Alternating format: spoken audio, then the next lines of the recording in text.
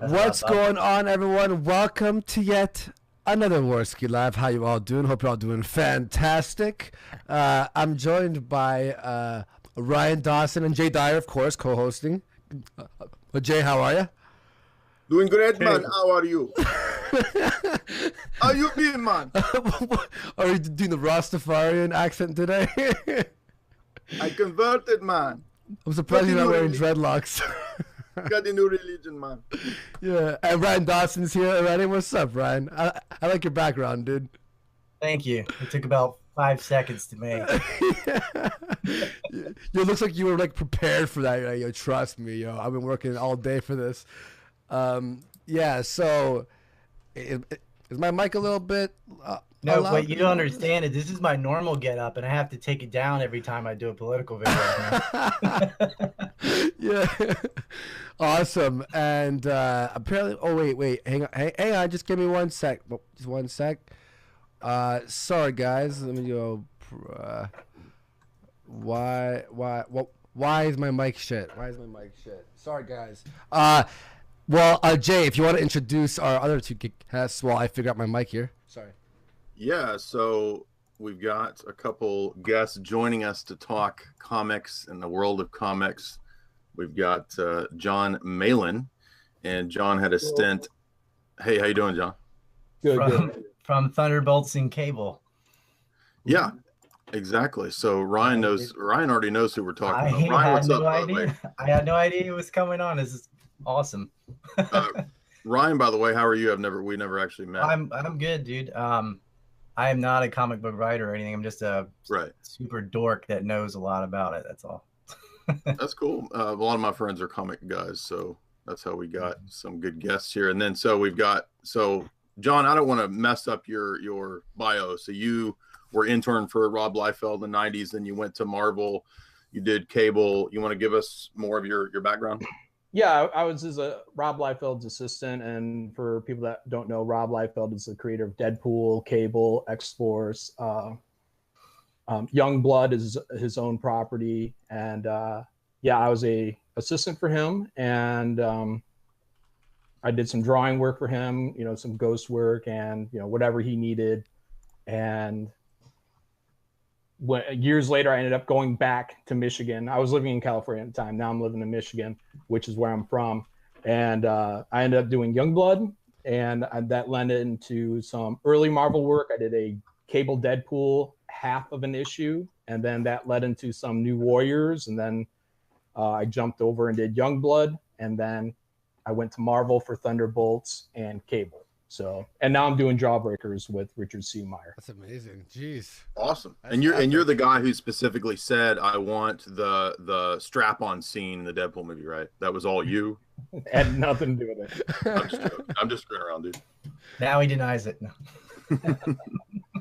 And then we have diversity and comics. Sorry, my mic was just blasted. Sorry, that's what happened. Diversity and comics. What's up, man?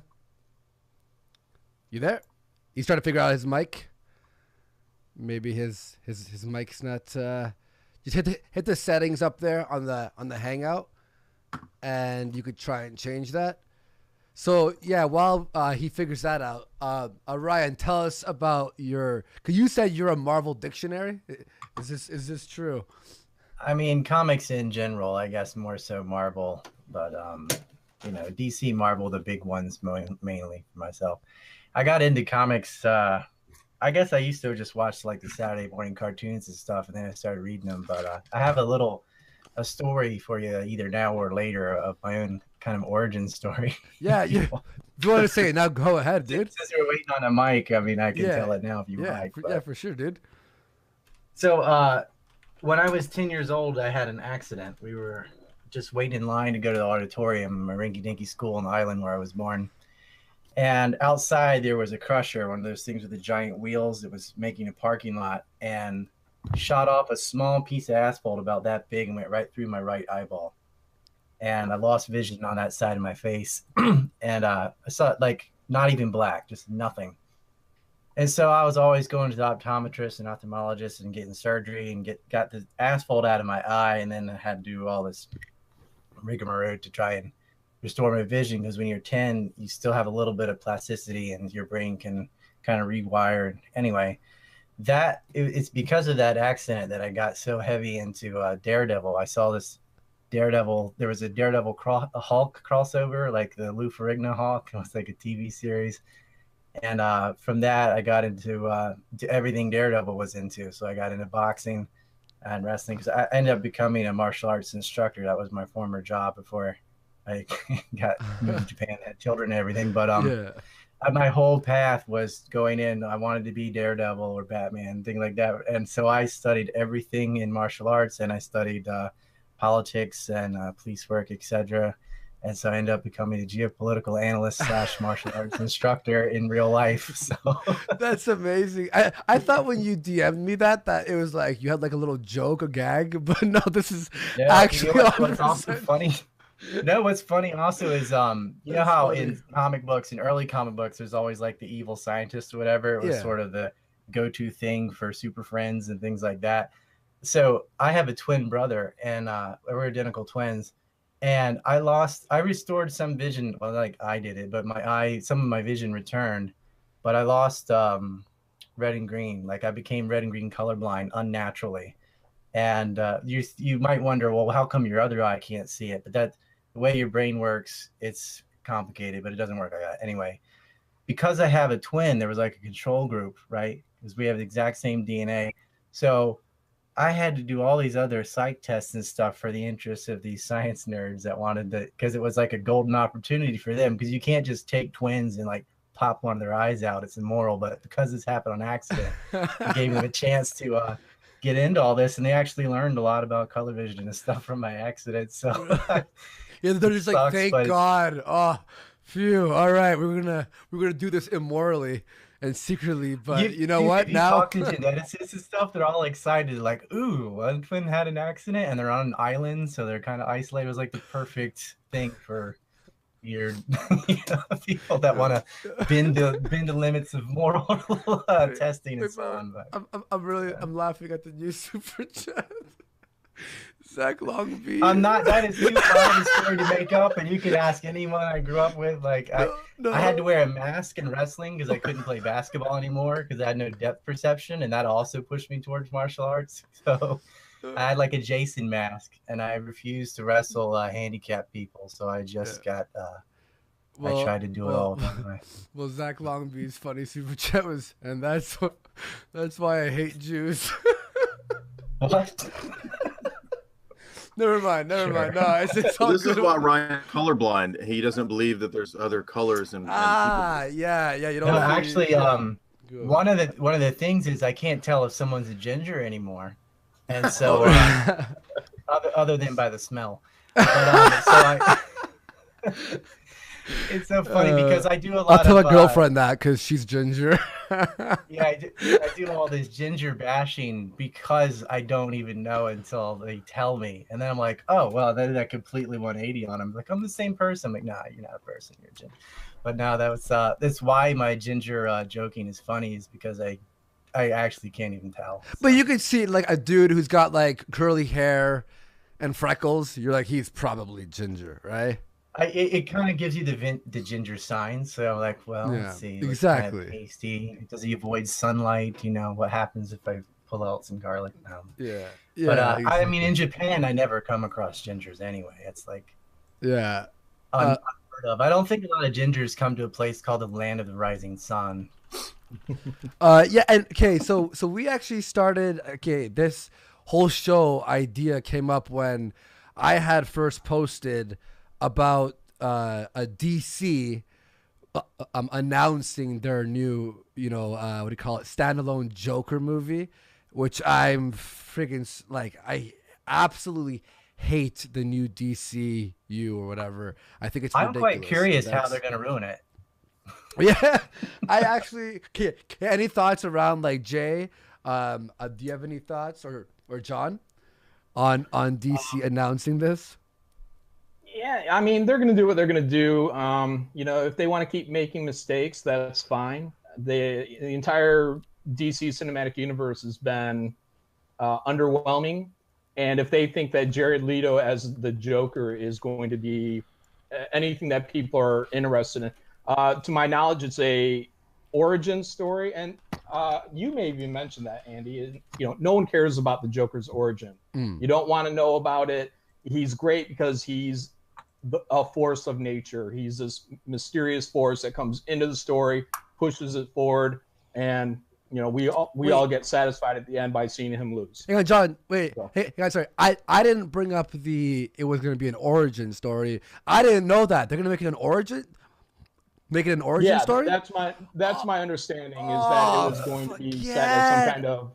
You know, I mean, they could set it within a or within a modern narrative, and then they can, you know, flash back and whatnot. I don't know. It's way too soon to get into it, but that's what I understood, was that it was going to be an attempt at an origin. How do they constantly just do the wrong thing after wrong thing? Like it's like they purposely want to fuck it up.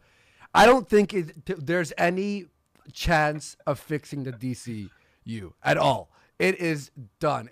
I'll still watch it to hate it, because that's like I'm an asshole like that. I like to watch things I know I'll hate, but it's just so yeah, and exactly. I don't want to know the origin of Joker.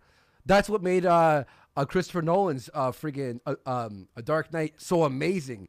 It's just Joker comes in, you don't know like his motives or anything. You just know that he's just this dark character who wants to see chaos, and that's what makes him so interesting. And then there are theories that he's ex-military or whatever other fan theories are out there, which is what makes it fun to think what Joker might be.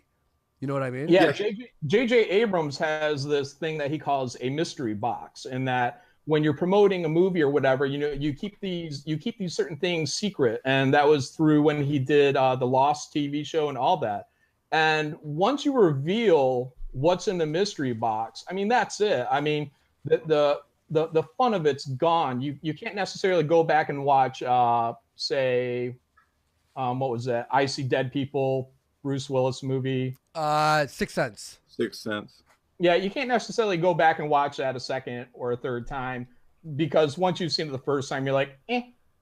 You know, the twist is great, the reveal is great, but once you know that, you know, so just like Wolverine, you know, Wolverine was another character in Marvel, and, you know, for a long time it was, you know, we don't know his origin. And, you know, you really don't want to know certain characters' origins, because that mystery box is what makes them special. It's almost like horror. Like horror is the greatest example of this. When you don't know what the monster is, it's terrifying. Like, have you ever seen the movie Babadook? That was a good horror movie. Yeah, that was a good horror movie. Like, it ends up being this crazy psychological twist at the end. But that was a great movie because you have no clue what the monster is. And then like Resident Evil, like all the first Resident Evils, very scary. And then now we're so used to zombies that zombies are not scary anymore. So yeah, it's like finding out the origin of Joker. Look what they did to vampires. They made them vegetarians that sparkle. Exactly. And now you look at vampires and go, I'm not scared of it anymore. I was waiting for Wesley Snipes to show up and things the way it should have been. One thing Nolan got right with the Joker is you saw him sort of start telling his origin story, but you saw him lie and tell a different one to each person. And that's how Joker is in the comics. He has multiple made-up origin stories that just make it more of a mystery. And leaving that box open, like letting the reader fill it in or imagine things themselves, is the best for that, and keeping him a monster like he is. We did an episode of our TV show Hollywood Decoded on the whole. Actually, we did two on Nolan and the trilogy, and the whole point of that, as you said, Andy, was archetypes. This is what the Nolans write about, is Jungian archetypes, and the idea of chaotic evil. So that the Joker is supposed to be pure chaos. There's not a backstory. Like, that's the whole point of the Joker. He's a joke. He's a Joker. It's chaos. He's the trickster character, like from the tarot, right? That's the whole point of this character. And like you said, to give him this boring backstory, which I'm sure it will be. And I thought Suicide Squad, I called it the Skank Squad. It's just a bunch of nasty skanks. It was pathetic. Yeah, that actually leads me to a point there. And, you know, it's something that's going on in comics. You know, when you watch a movie like 300, okay, which I thought was a great movie. Zack Snyder is the same director who went into the DCU and has largely oversaw these movies up to recently. he's a better director than he is whatever, pulling all this stuff together.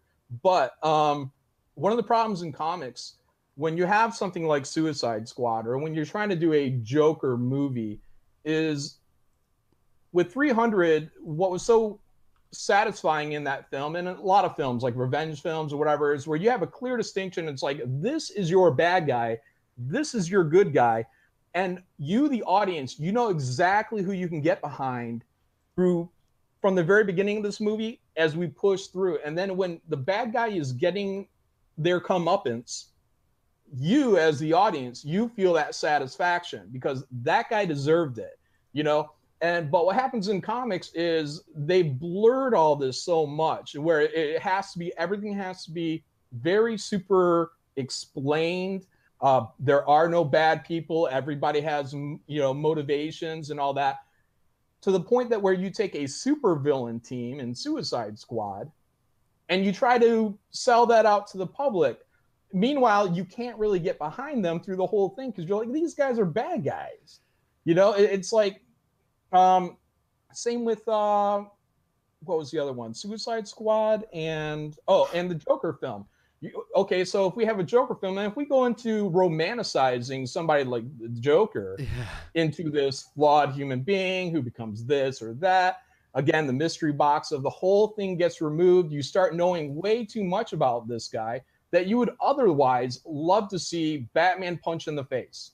Yeah. So exactly. If they did make a Joker movie, I would want them to make me, like, by the end, hate Joker so much. Like, I don't want to be rooting for Joker, as you said, because then, like, humanizing him way too much and showing the sad backstory and the romance between him and Harley and all this. Like, by the end, you're like, yeah, I don't care if he blows up a hospital. I mean, he's pretty good, in some aspects.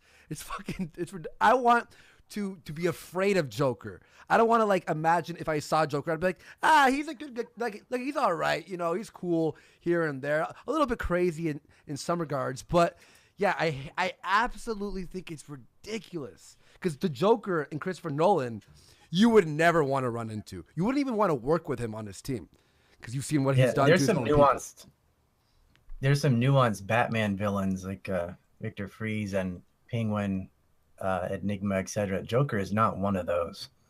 He's psychotic and just evil. Look. If you're gonna have, like, one character once in a while be in the gray area, like an anti-hero, fine. Like, I'm cool with that, obviously. But when you're obviously working with a character who's supposed to be chaos, no, don't. Or if you do make a standalone movie, make me go, holy shit, this guy's evil. Like, wow, this is absolutely intense. I'm riding alongside with a guy that I absolutely hate. That would be interesting, but they're not going to do that, 100%. Because I know every time DC tries to do something, they mess it up. I mean, look at what was I can't even remember the freaking name. Justice League. Oh. Wait, you don't think Green Lantern was the best DC movie ever made? Well, the thing is DC also has a guy that, at least from everything I can tell, his name is Jeff Johns. He's a huge writer for DC. He's responsible for what they actually based the Green Lantern movie roughly off of. Some of his ideas, Ethan Van Sciver's. He also did Flash Rebirth. I mean, this guy's a really good guy. He worked with Richard Donner, I believe, as an assistant. Yeah, he wrote for Hulk and stuff too. Yeah, so Jeff Johns is somebody that the comic community believes understands these characters in a way that these films should be 100% delivering. The baseline being like, look at Superman. We have Batman because he's dark. It's not hard to get Batman right. So even Ben Affleck's isn't bad at all. A lot of people like him. But the Superman formula, to get that right, what fans want to see is they want to see, a bright blue shirt, like Ryan's wearing. They want to see a nice bright red symbol, a nice bright red cape. He is like a living flag. And it used to be truth, justice, and the American way, but now they can't even spit out American way. It's going too far. Everything's gotten too PC. And everybody still has a sweet spot for Christopher Reeves, who was the true blue Superman for a lot of us. Even now, I mean, they're still trying to replicate that, but they keep making his costume darker. When Brandon Routh did his Superman Returns, I believe it was, you know, he's like, I had erased that. Thanks for bringing that up. So that was awful. And also the new Superman he's really mopey. He's always upset. Well, they try to make everybody Batman. Like Batman that works for. Superman is not Batman, and they tried to make him Batman. They made him dark. He never smiled. Yeah, he doesn't smile throughout the whole film. He's sad. He doesn't care about people. Superman should be that contrast, absolutely. And that's really just the disappointment. And I don't know and anyways, Jeff Johns, he's more or less at this point the liaison with the film divisions now. So he does have power and he does have say, but no one really knows to what extent that is. But I would say to the people at DC is, if you have not taken the reins off of Jeff Johns, take the reins off Jeff Johns and let him show you guys what everybody wants to see. Because to the best of my knowledge, he's 100% on the same page as I am, as many of the fandom is, which is let Superman be this big, great, giant, big thing that everybody can look up to, that your kids can be excited to go and see another Superman movie because he's the guy that rescues the kitten out of a tree. Yeah. But what about DC's 1997 Steel starring Shaquille O'Neal? Oh yes, of course. By the way, I like the Superman. Like, I was watching in theaters when it came out, and like I know it's been talked to about death now. Sorry, was the battle where like hundreds of thousands of people were murdered. like legitimately, he's trying to save Lois the entire time. Meanwhile, punching this dude through skyrise building after skyrise building. Wow, that was absolutely hilarious, and not what Superman would do. I mean, maybe I don't know. I'm just bringing that up. It's so fucking funny. Situation with Christopher Reeve, and what he did is he feigned running away so he could take the battle away from the city and save more people. That's what I mean. They had the exact same situation. Yeah, but no, this guy was just like boom, boom. I'm like 4,000 children just died in 0.5 seconds.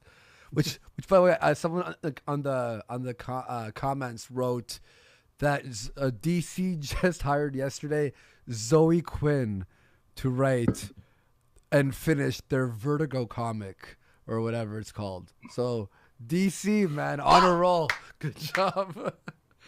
And it's not surprising to a lot of the people, on our side of the comic book community, where we've looked at these SJWs coming into our industry and just wrecking the crap out of it, and they're not 100% responsible. I mean, there's been bad sales practices, these variant covers. I mean, there's a lot of things to complain about in the way that the business has been handled. But when you tackle in this ideology of these SJWs that have come into our field, they've taken an already weakened industry and they found a place where they can plant a flag in there. And they've come in and they are all over. They're in DC, they're in Marvel. And they're in Spider-Man Homecoming.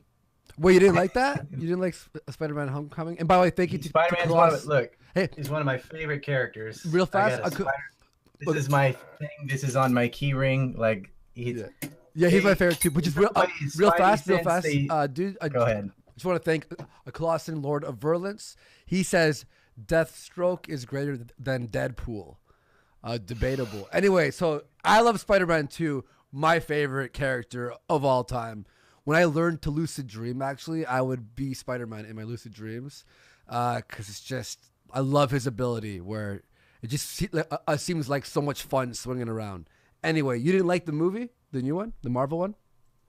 No. Really? They wrecked a lot of the other characters. Like, rather than Flash Thompson being this athlete football player, they put him on the academic decathlon and stuff. And they just had a lot of diversity for the sake of it. It seemed like it was being really crammed down your throat.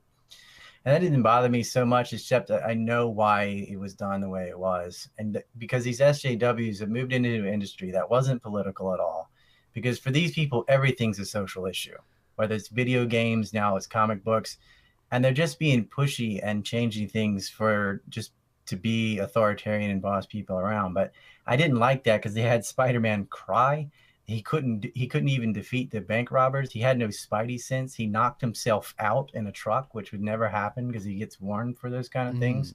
They reduced his strength. They made him like such a whiny puss. He wasn't successful at anything other than returning a bike. And even his success in Avengers, they took that away from him too in conversations saying, well, look, if Cap wanted to take you, he could have. Like, he was really good in Avengers, and he was great in Avengers Infinity Wars too. But in Spider-Man Homecoming, they made him. They did weaken I him took my son to that movie. They did he was weaken like, him. is this Spider-Man? I mean, he was successful at nothing. Like, even his final battle, he got wiped out. I mean, it was terrible. It was terrible writing. Yeah. Not as bad as writing is saying, oh my gosh, our moms have the same name. Let's stop fighting. It wasn't DC level bad, but I did not like what they did to Spider-Man and all the support characters in Spider-Man. Like, it just didn't stick with the story, and he was weak as fuck. Like, his strength is supposed to be so powerful that he doesn't punch people at full force or he'll kill them, right? And also he has said in comic books that he needs to roll with their punches. So when someone hits Spidey and he actually falls down, it's not that he's falling down because he's hurt. He's falling down because the one time he stood still and a boxer punched him, the boxer broke his wrist. So if he doesn't roll with a punch, he will like break their arms, and he doesn't want to do that. And him catching a Bucky's arm in Civil War just shows his power, his strength there. And they weakened him pretty badly. Yeah. In that environment, he took down Falcon and Bucky and told jokes the whole time, and that's about the proper power level of Spider-Man. But then when he's fighting the Vulture, which is not even as powerful as Falcon, he couldn't handle him. And they depowered him. They took away his Spidey sense. Like, that just didn't even exist in that film. And a lot of it was about high school and stuff, and I just gag. I don't know how. I mean, it's not as bad as killing Venom in Spider-Man 3 in 10 minutes. Whatever. Yeah. I liked a bunch of the scenes that, the Washington Monument scene was really cool.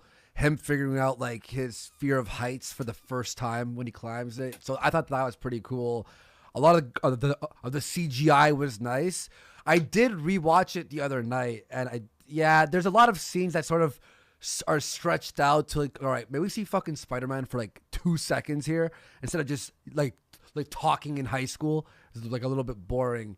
He had to have Iron Man save him a couple different times. Yeah. And it just, the couple things, they got his personality all wrong. He wasn't telling jokes and thinking that's why Spider-Man is special. Like, I think the most 3 iconic characters are Batman, Superman, and Spider-Man. And Spider-Man's thing is his humor is not just there to just be funny or whatever for entertainment. It's showing that even though both his parents are dead, his uncle's dead, his girlfriend's killed in front of him, all these terrible things happen to him, he's never broken. Like, no matter what happens in his life, he's still happy, unlike a lot of heroes. And all these tragedies don't break him. That's what makes him so heroic, not just climbing on walls and stuff. It's that as his personality and his moral compass and his will and emotional stability is so strong that in the face of anything, even people trying to kill him, he can still tell jokes and be happy and overcome it, which I think as a kid and stuff reading that's what attracted me to Spider-Man the most, was his friendly neighborhood Spider-Man, that he just wants to be friendly and help people, and those terrible things don't affect him. He doesn't get broken by tragedies. Actually, you bring that up, and this is like the thing I absolutely hated the most about Spider-Man. And by the way, just Brett, thank you. He says, get Ethan Van Sciver, comic artist, pro secrets on the show. I'll write that down and I'll send him out a message for sure. Thank you for that, for supporting the show. But the thing I hated the most about Spider-Man, what you just said, he wants to be friendly, he wants to help people. In Homecoming, it just seems like he's just doing a bunch of shit to be part of the Avengers and ask for the next mission. He's like, hey, Happy, Spider-Man doesn't care about that. Like, the whole point of him is great power. With great power comes great responsibility. But it just seems like with great power, I want to be part of the Avengers. Happy, where are you? It's so so apt. Okay, you're starting to make me like turn on the movie now. I enjoyed the movie. Now you're making me turn on the fucking movie. So, I'm sorry, but they got them all wrong. So the Diversity in Comics message and said that their internet's not working properly, so they don't know if they're going to be able to join. But we, John and I have a mutual buddy, Tommy, who felt that he was kind of pushed out of comics for the SJW reasons. And John, if you're comfortable, you have a story that kind of relates to this about what you tried to do with an independent comic, right? Yeah. So when I was done working with Marvel, Diversity in Comics reached out to me because we were both controversial. We are both anti-SJW. We're pretty outspoken about that. And my focus is particularly the people have entered into the companies. So like Zoe Quinn, and a lot of the people in the editorial, because they hire. So we have writers like Ta-Nehisi Coates is now working for Marvel, and he is going to be writing for Captain America. He is not what you would consider to be a patriotic person necessarily, or pro-American. He has an anti-white bias, and so he's perfect for Captain America. So, I talked about this too on my other show, but go ahead. Oh man, it's brutal. Yeah, so I mean, again, it comes down to the people that are putting these people in these positions. So in this case, the editor in charge of the Avengers office, which is an office that I worked out of, is pretty much an SJW. So I know that he does not believe that white people can wear dreadlocks. That's cultural appropriation. He is okay with his lower tier editorial saying things out publicly on their Twitters, which was, make no mistake, if you voted for Trump, win or lose, we're going to remember who supported him. So that should have sent a chill out through the entire industry, is that tweet is still available today. And because artists who work for Marvel, DC, all these companies, we're all freelancers. So we don't have job security. We have one project we're on. When that project is done, we move on. We try to get hired into the next job at that company, or we go to another company and we try to get hired through them. So when that comes out through a Marvel employee, the first thing that should have happened was there should have been a higher up who came in immediately and said, this is not what Marvel represents, because we want everybody in here, right? Because we're all about inclusion and diversity in thought. No, they're not. So this tweet is stand, and I had even brought this to the editor's attention, the senior editor's attention. And he told me when I brought this up to him that I was punching down. So, that's so. By pointing out that an editor who is in a hiring position over me, who is my editor, my direct editor on the project I was working on, had put this tweet out there. By me addressing this, and this was long after the fact. So this was when this was 2 months ago. And time's flying. This was January. But that person who has the power over me, for me addressing that to their superior, merely for the fact that it's a woman, I'm punching down. Is that being sexist towards women? Yeah, so you cannot have a complaint that will be listened to fairly by these types of people, and that's really disturbing.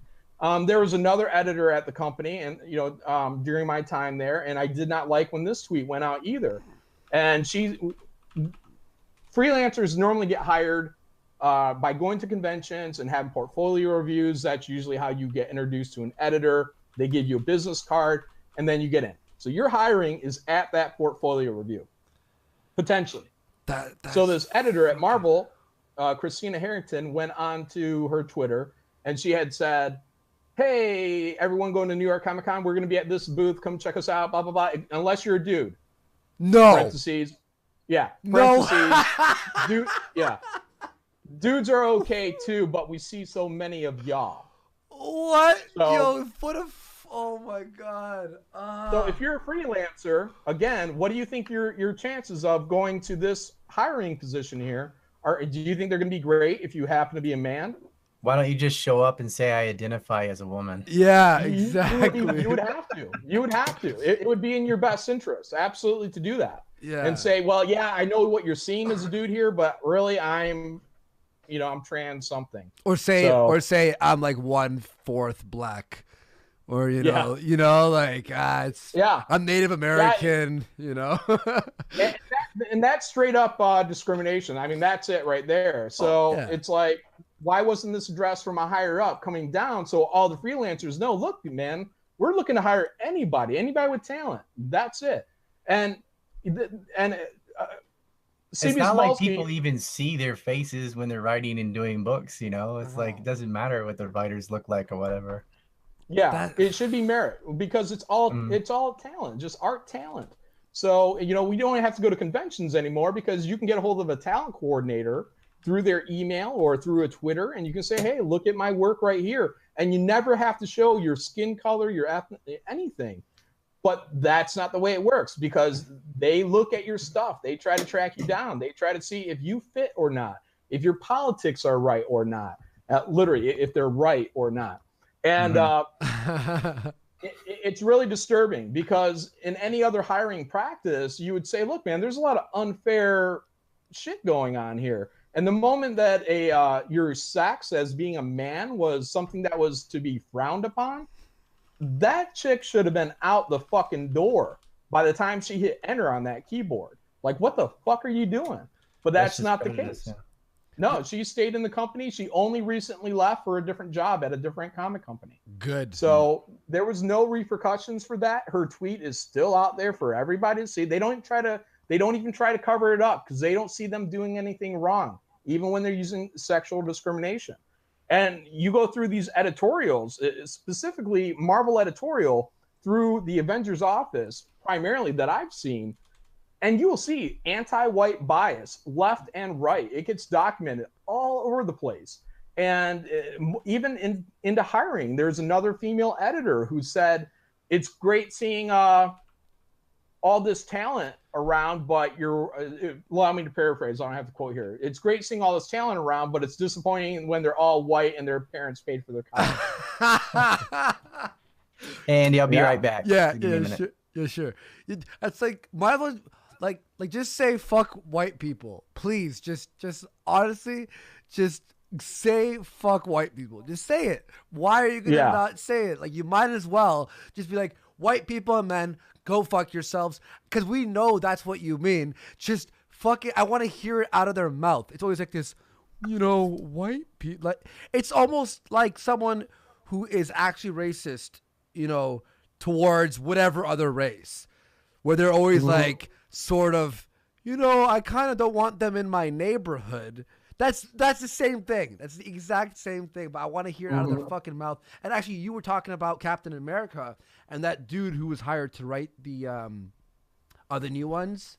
The black dude. What was his name again? Ta-Nehisi Coates. Yeah. Okay. This guy is absolutely retarded. I talked about this on my other show, The Purple Dragon, where he pretty much got Captain America now. All the new villains are like ex-military white guys with blonde hair and blue eyes, and they say all their sayings are pretty much enter stereotype of American soldier here. That's what they're saying. All their speech bubbles. And then he defends fucking Antifa. There's literally a scene where conservatives are throwing bottles and Captain America uses his shield to block the bottles from Antifa. And he's like, yeah, I'll protect you guys. And he's protecting Black Lives Matter and all this stuff and beating up ex-military soldiers. I like a Captain America, right? But this has made me just look at that Cap. Like, I like the one in the DCU, or sorry, the MCU rather. Sorry, the MCU, because I think his fighting style is cool. I like Chris Evans. I used to not really like Cap, and then A Winter Soldier made me love him. So, but the one in the comics now is dead to me. That is not the real Cap at all. This is just a fucking SJW who's like, it's Captain America. Antifa are anti-American. Yeah. He should be Captain Anti-America. That's what his fucking new name should be. He's supposed to fight the commies. So this is what's been going on in the industry, essentially. I mean, there's plenty more that's gone on. And through that, I ended up becoming very outspoken on this after I had left Marvel. And I took a lot of heat when I made a post where I compared SJWs to Nazis.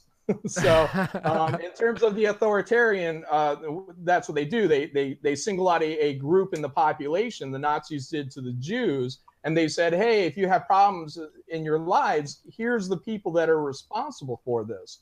And it's the exact same thing that the SJWs are doing, where they unite under the banner of intersectional feminism, or what are people of color, and et cetera, et cetera. And they say, if you have a problem, everything is to blame because somebody was white and male, and there you go. So, because I did this became a huge thing in the comic industry. I mean, it blew up. I was immediately, there's a website called Bleeding Cool. They're semi-main comic book news site. And they went to a great length from this to try and tie me into the alt-right, because I had put an Easter egg into a Thunderbolt issue, which was Shell Beach from the movie Dark City from the 1990s. And the plot of the movie was everybody was brainwashed and they got like new memories. Same plot was going on in this comic that I was drawing a flashback to. So I wrote Shell Beach because I was like, Dark City. Anyways, because I had done that, months later, after this whole thing blew up, or a year and a half later, after all this blew up, Bleeding Cool took that little insert that I did, that Easter egg, and they tried to tie me into an alt-right article on the movie Dark City. And they said that I wrote this, or I was referencing this movie because of this alt-right article on Dark City. But they didn't check the date, because the date on the article, that article came out, I think it was 7 months after my book had already come out. Wow. Oh. No retraction, no nothing. Now, let me be clear. Honesty. Ugh. I voted for Obama. Okay, I'm a moderate, and I'm not a conservative. I know what you're seeing is good here. I'm conservative here and there, and I'm liberal in other places. I have nothing. Crazy. I have nothing against Democrats. I have nothing against Republicans. My problems are always on the people that are far left or far right. So that's what I don't really have much time for. But to be labeled an alt-right as someone who had voted for Obama, I'm just like, what is going on? And this whole thing became such a huge firestorm. And during this time, or actually back when I was still working for Marvel, a website had came up, and they were called Diversity in Comics. And Diversity in Comics had started calling out a lot of this stuff as well as doing comic book criticisms. Some of them would be, most of them are SJW related, and where he puts a spotlight on. Look at how they push their politics in here. All true, all documented. There's no fabrications at all. Everything from the tweets to the books, everything, it's all there. It's 100% legit. And he became a lightning rod, and even Bleeding Cool, who hated his guts, named him as one of the top 100 influential people in comics because he was causing so much of a firestorm. So when my tweet blew up in January and I took all this heat, a month or two later, we didn't really know each other. We know some of the same YouTube personalities and whatnot. So he ended up getting a hold of me and asked me if I wanted to do a book with him. And so I'm like, I had one idea, because I knew that of the community, of the YouTube community that we were all loosely a part of, Diversity in Comics had the largest audience. And at the time, I think it was 60,000. So I figured that if we were to put out a book and put it in stores at $3.99, which is average, I figure we can maybe get 10% of the people to buy it. We ended up doing a higher price point, $25 for what ended up being a 112-page book called Jawbreakers. And my goal with that was to get 3,000 backers, because I said if we can get 3,000, which would have been 5% of his audience at the time, if we can get 3,000 backers at 25, we can get around 100 grand. So I was like, yeah, this sounds like it could be, good. So when he came up to me, I wanted to test the market. I wanted to see what his fan base, the overlapping community that we were all part of, what they could do. And I recommend this for all YouTubers, yourself as well, Andy, Jay, everyone, Ryan, everyone. Look at your numbers. And if if you're into comics, and if you ever wanted to write a comic, and if you actually have an audience, consider that you can possibly get 5% of those people to buy a book at $25. You don't even have to be the world's greatest author, but when you hire your artist, be sure you hire somebody who has more than likely worked at Marvel or DC or Image. They have to be really good. It can't be your friend who's passable. Yeah. But if you put out a product, $25 a pop, and we had very simple tiers. We had a 25 and a 50 for the longest time. We only recently added in a $100 tier. But for the majority of our campaign, we had 2 tiers, and we went out on Indiegogo, and right now we're right around $340,000. Damn, nice. Yeah, so we've done well, and we've gone well beyond the 5% that I had hoped that we would have grabbed. So I mean, that 5% that's a goal, but you can go right past it because people want to see it because of the way. Like the SJWs have fucking pussified the comics, and like the movies are starting to get there too. It's just people don't want to see that. It doesn't sell. Who was the one they tried making the new Marvel superhero that they fucking trashed within a few months? Is it Miss Marvel or something? Oh, Miss Marvel's a character. She used to be a very sexy character. Now she's been square-jawed and defeminized, and she will be a part of the she's actually has her own movie coming out, and then she'll be a part of the next Avengers Infinity War. Okay, but hang on, there was another superhero that they ended up scrapping. Captain Marvel is different from Miss Marvel too in Nova, but Miss Marvel? Yeah, that Captain Marvel is not who I was talking about. Is Miss Marvel? I'm pretty sure they tried bringing her out, and it was just awful. Everyone hated it because maybe Jake, go ahead. I got something here, and I'm going to respond to somebody in the chat who said, watch, can Jay tie this into some conspiracy? I know that Ryan gets annoyed when people try to tie things into like pop culture conspiracy, so I'm going to try to really, really get under Ryan's go for it. His toenails here. I'm going to get under his toenails and prick him. So I did a talk recently in the UK, and one of the things that came up was actually comic books and Hollywood. And I focused on the 1983 G.I. Joe cartoon. And what's weird about that is that if you watch interviews with Ron Friedman, who's also the Transformers guy, right? The guy behind the old G.I. Joe, which again was a comic, you'll notice that there's all kinds of weird conspiracy themes in the original G.I. Joe, which are all real. So I started wondering why that was. And when you look into Ron Friedman and his academic career and why he consulted, you'll find essays and interviews. Like, for example, there's The Pentagon's Obsession with Toys, written by Nick Terse, which is an academic paper. And you come to find out that the military actually created this Institute for Creative Technologies, where they were consulting with Hollywood and Hasbro, and they were asking for ideas to come up with super soldier style designs. So actually, there is a clear connection between the Pentagon and comic books. And there's a guy who wrote a whole book on this, Christopher Knowles and Michael Lisner. They have a book, Our Gods Wear Spandex.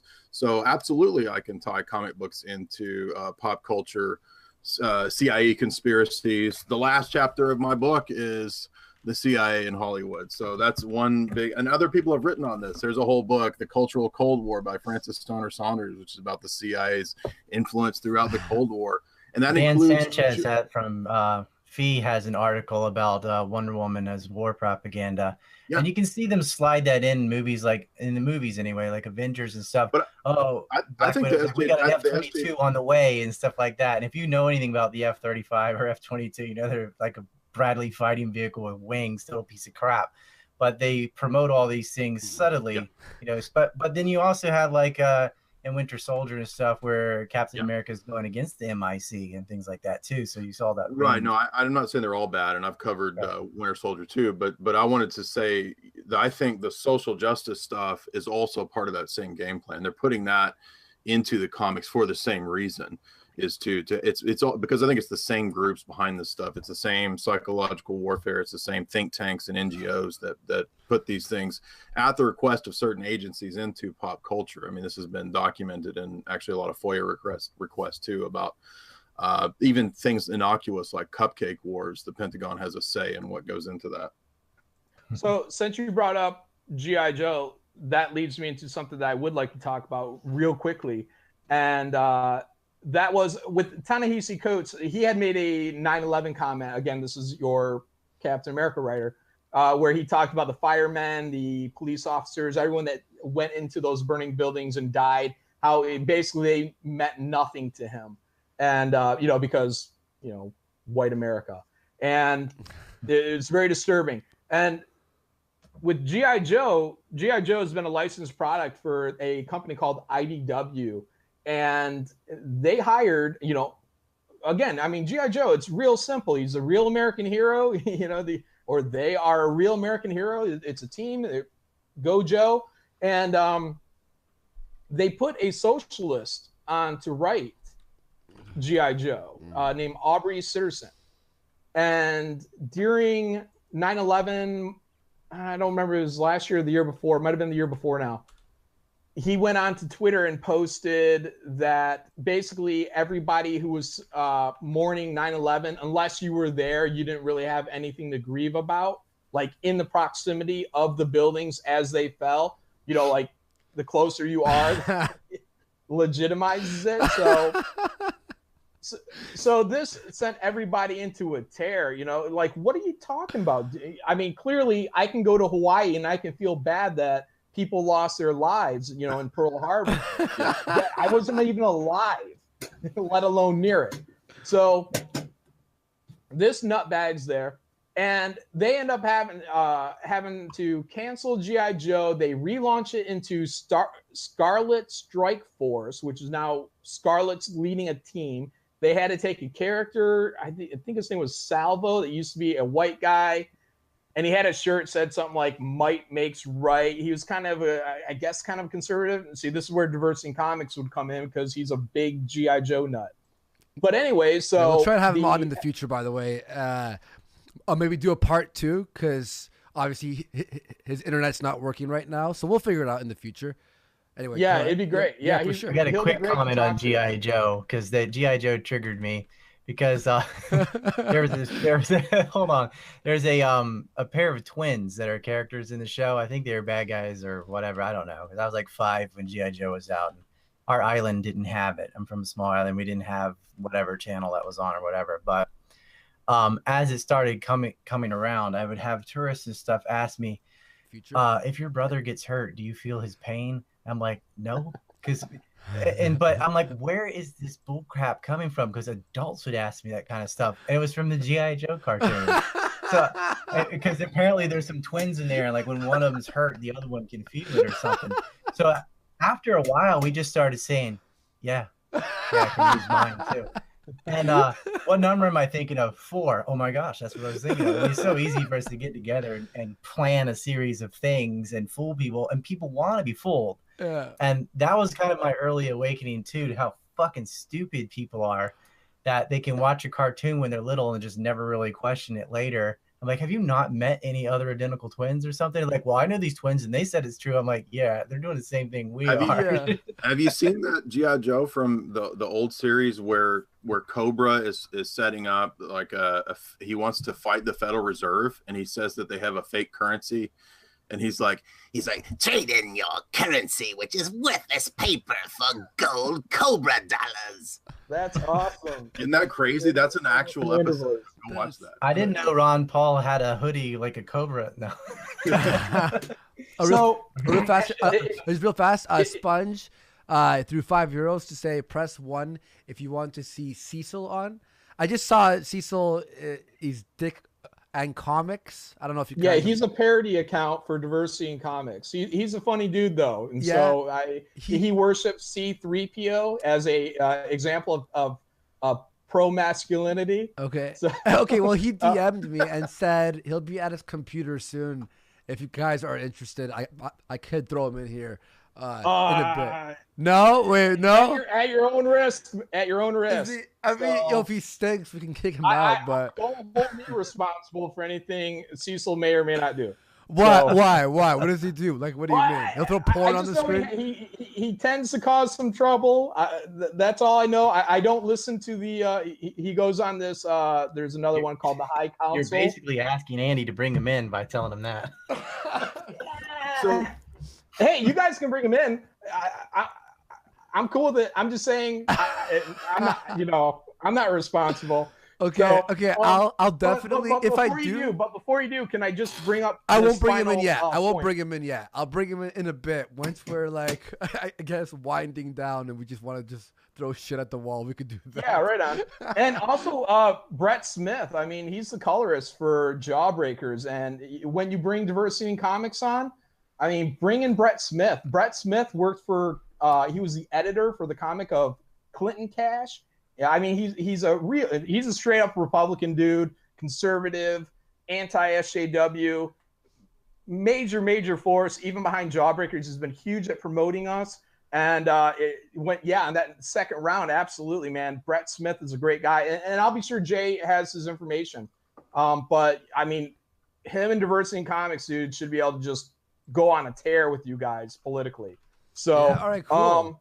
But the point that I wanted to bring up real quick was when I was talking about G.I. Joe, everybody saw this train wreck coming. And when you put Ta-Nehisi Coates on Captain America and everybody's saying, stop, and Marvel's saying, diversity, IDW was doing these same things. And people were saying, stop.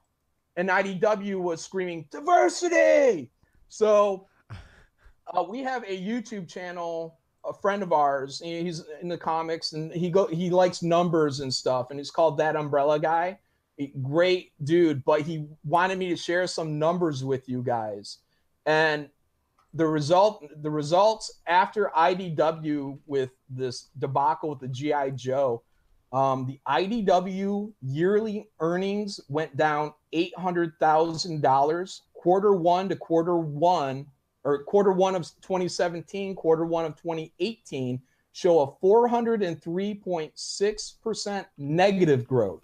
So that's everything beyond zero, 436% negative growth. Income from operating decreased $1,388,000. 91% decline in 1 quarter. Now, they ended up replacing their editor-in-chief with another guy who we're all very hopeful is going to say, the bullshit's going to stop and we're going to start running this like a business and use our brains.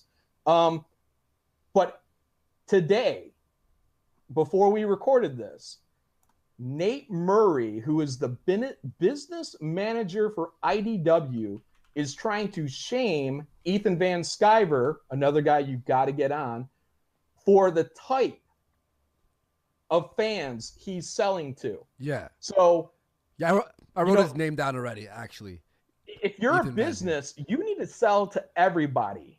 Even the people you don't like, you sell to everybody. That's how you run a business. The people who make toothpaste, they sell it to rapists and convicted killers in prison. They all use Colgate or whatnot, So we're all trying to make a business here, and we don't care who buys it. If your money is green or valued up to the American dollar, you're welcome here, man. We may not agree politically. People, even us, the Jawbreakers guys, we're not all 100%. Again, I'm the moderate, Obama voter. I mean, if me and Brett sit down, we're probably gonna what? It's going to happen. But we're all in a business. We're all trying to make money. We're not trying to have a purity test. And that's what's going on in the comic book industry right now. And this is all going to go out into the mainstream media everywhere. It's all going to be a purity test. Nobody's perfect. Nobody's a saint. We're all sinners. We're all bad people. We've all done bad things somewhere. We may not all be bad people, but we've all done some bad things we may not be proud of. And that's life. And to pretend this saintly environment that's being built up where you have to meet a moral standard from birth to death.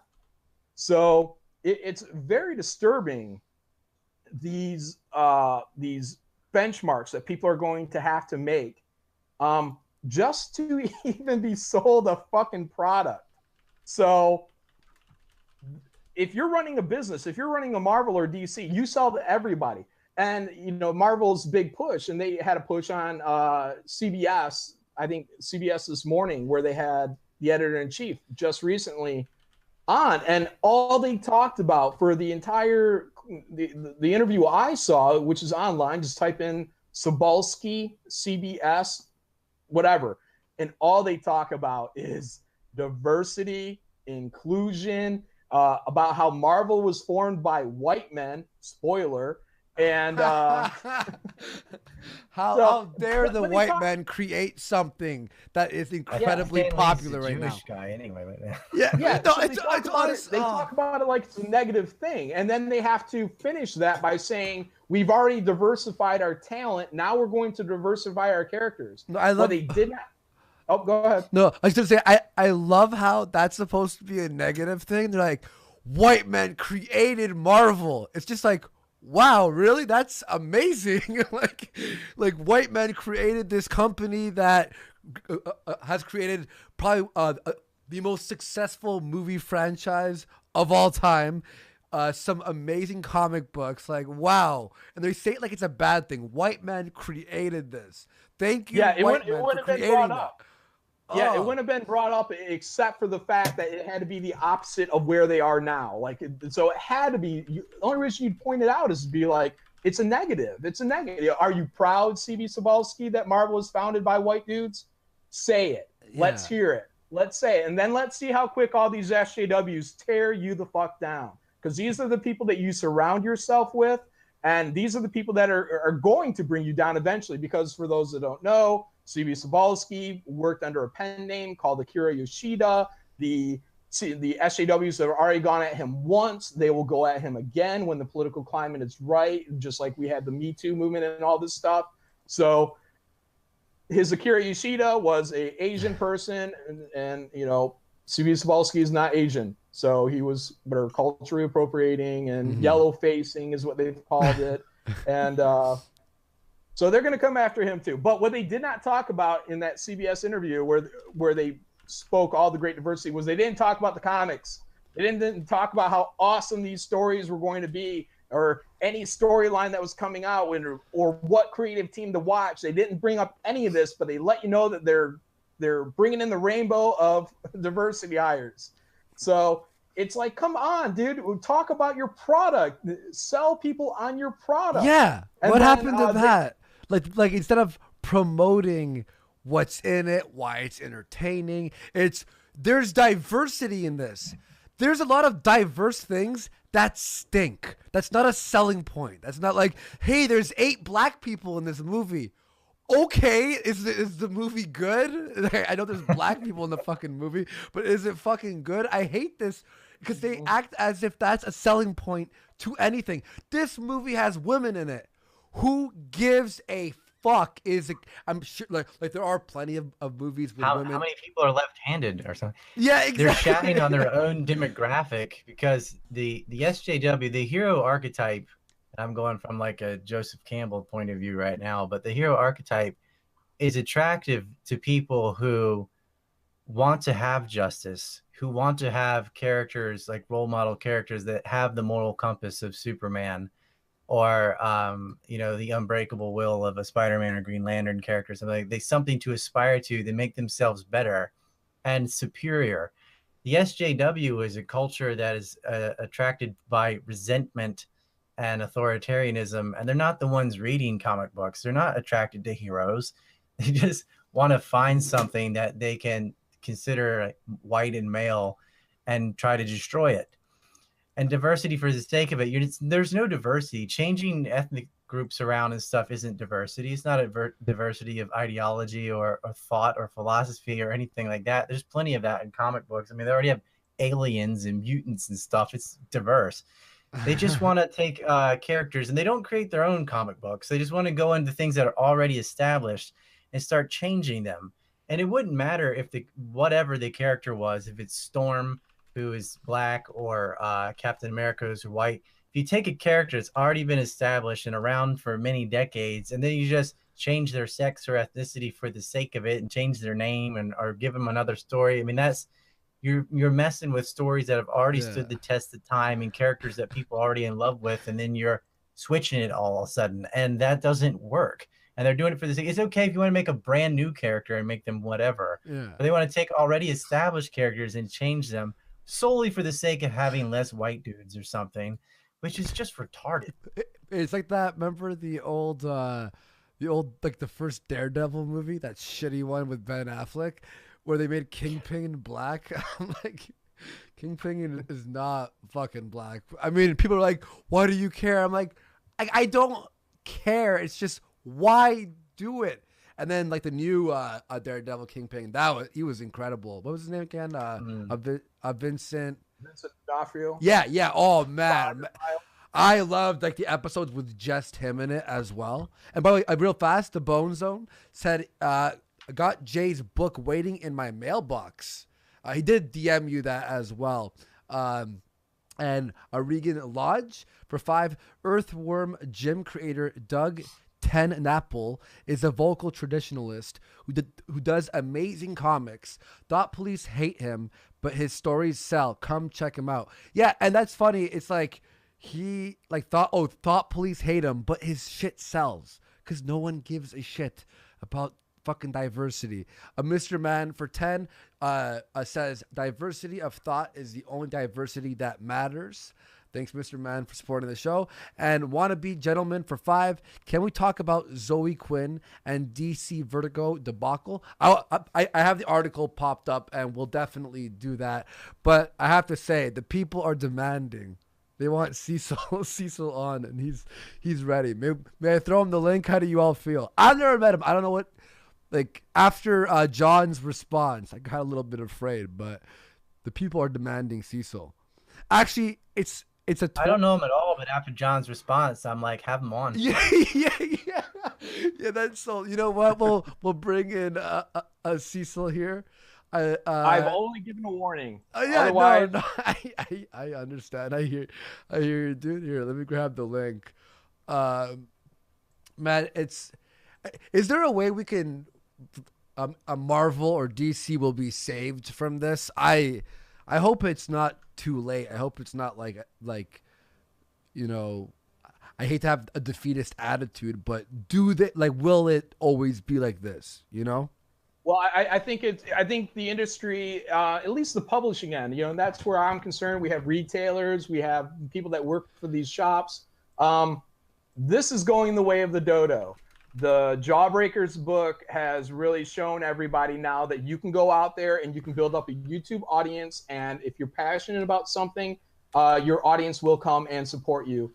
And it has already caught the eye of artists at Marvel and DC, and these guys are ready to retire. The best artists are all ready to retire, and they're all trying to figure out what they're going to do to supplement their income when they do retire. All of you ex-Marvel and DC. I'm looking for artists.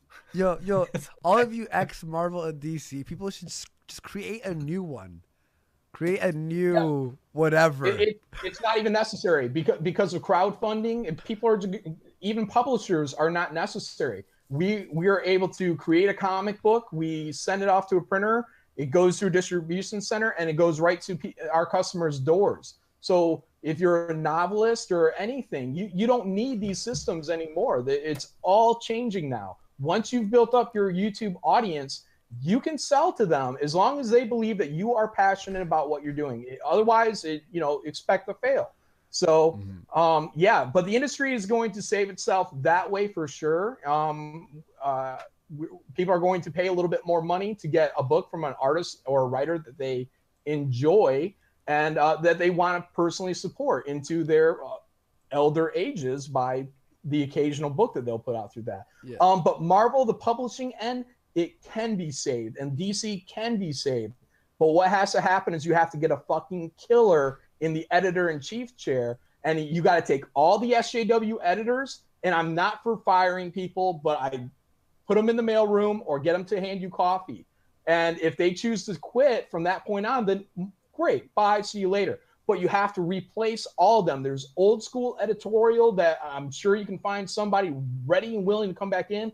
But better than that, you have an army of former Marvel and DC artists that are not able to get in work these days. You bring these guys into the editor chairs, and not only are they going to be able to help craft these stories into being the best that they can, but they're going to go in and get the best artists. And if you're not the best artist, you also have to get that next generation.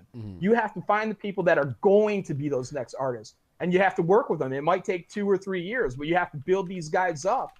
And if you could just, because I know I'm not talking to a comic book crowd, but let me just say Frank Miller, right? So if you're an artist and you're having trouble trying to figure something out, what if you had Frank Miller on staff and you could call up Frank Miller or Skype Frank Miller, and he can draw something right there and show you the best way of handling something. The craft the bar has been so lowered now. Jawbreakers broke ground. We pushed the bar further than Marvel did by simply having a character smoke a cigar. That's how bad Marvel Comics has gotten now. It's laughable. Wolverine used to smoke a cigar all the time. Nick Fury, The Thing from the Fantastic Four, all smoke cigars.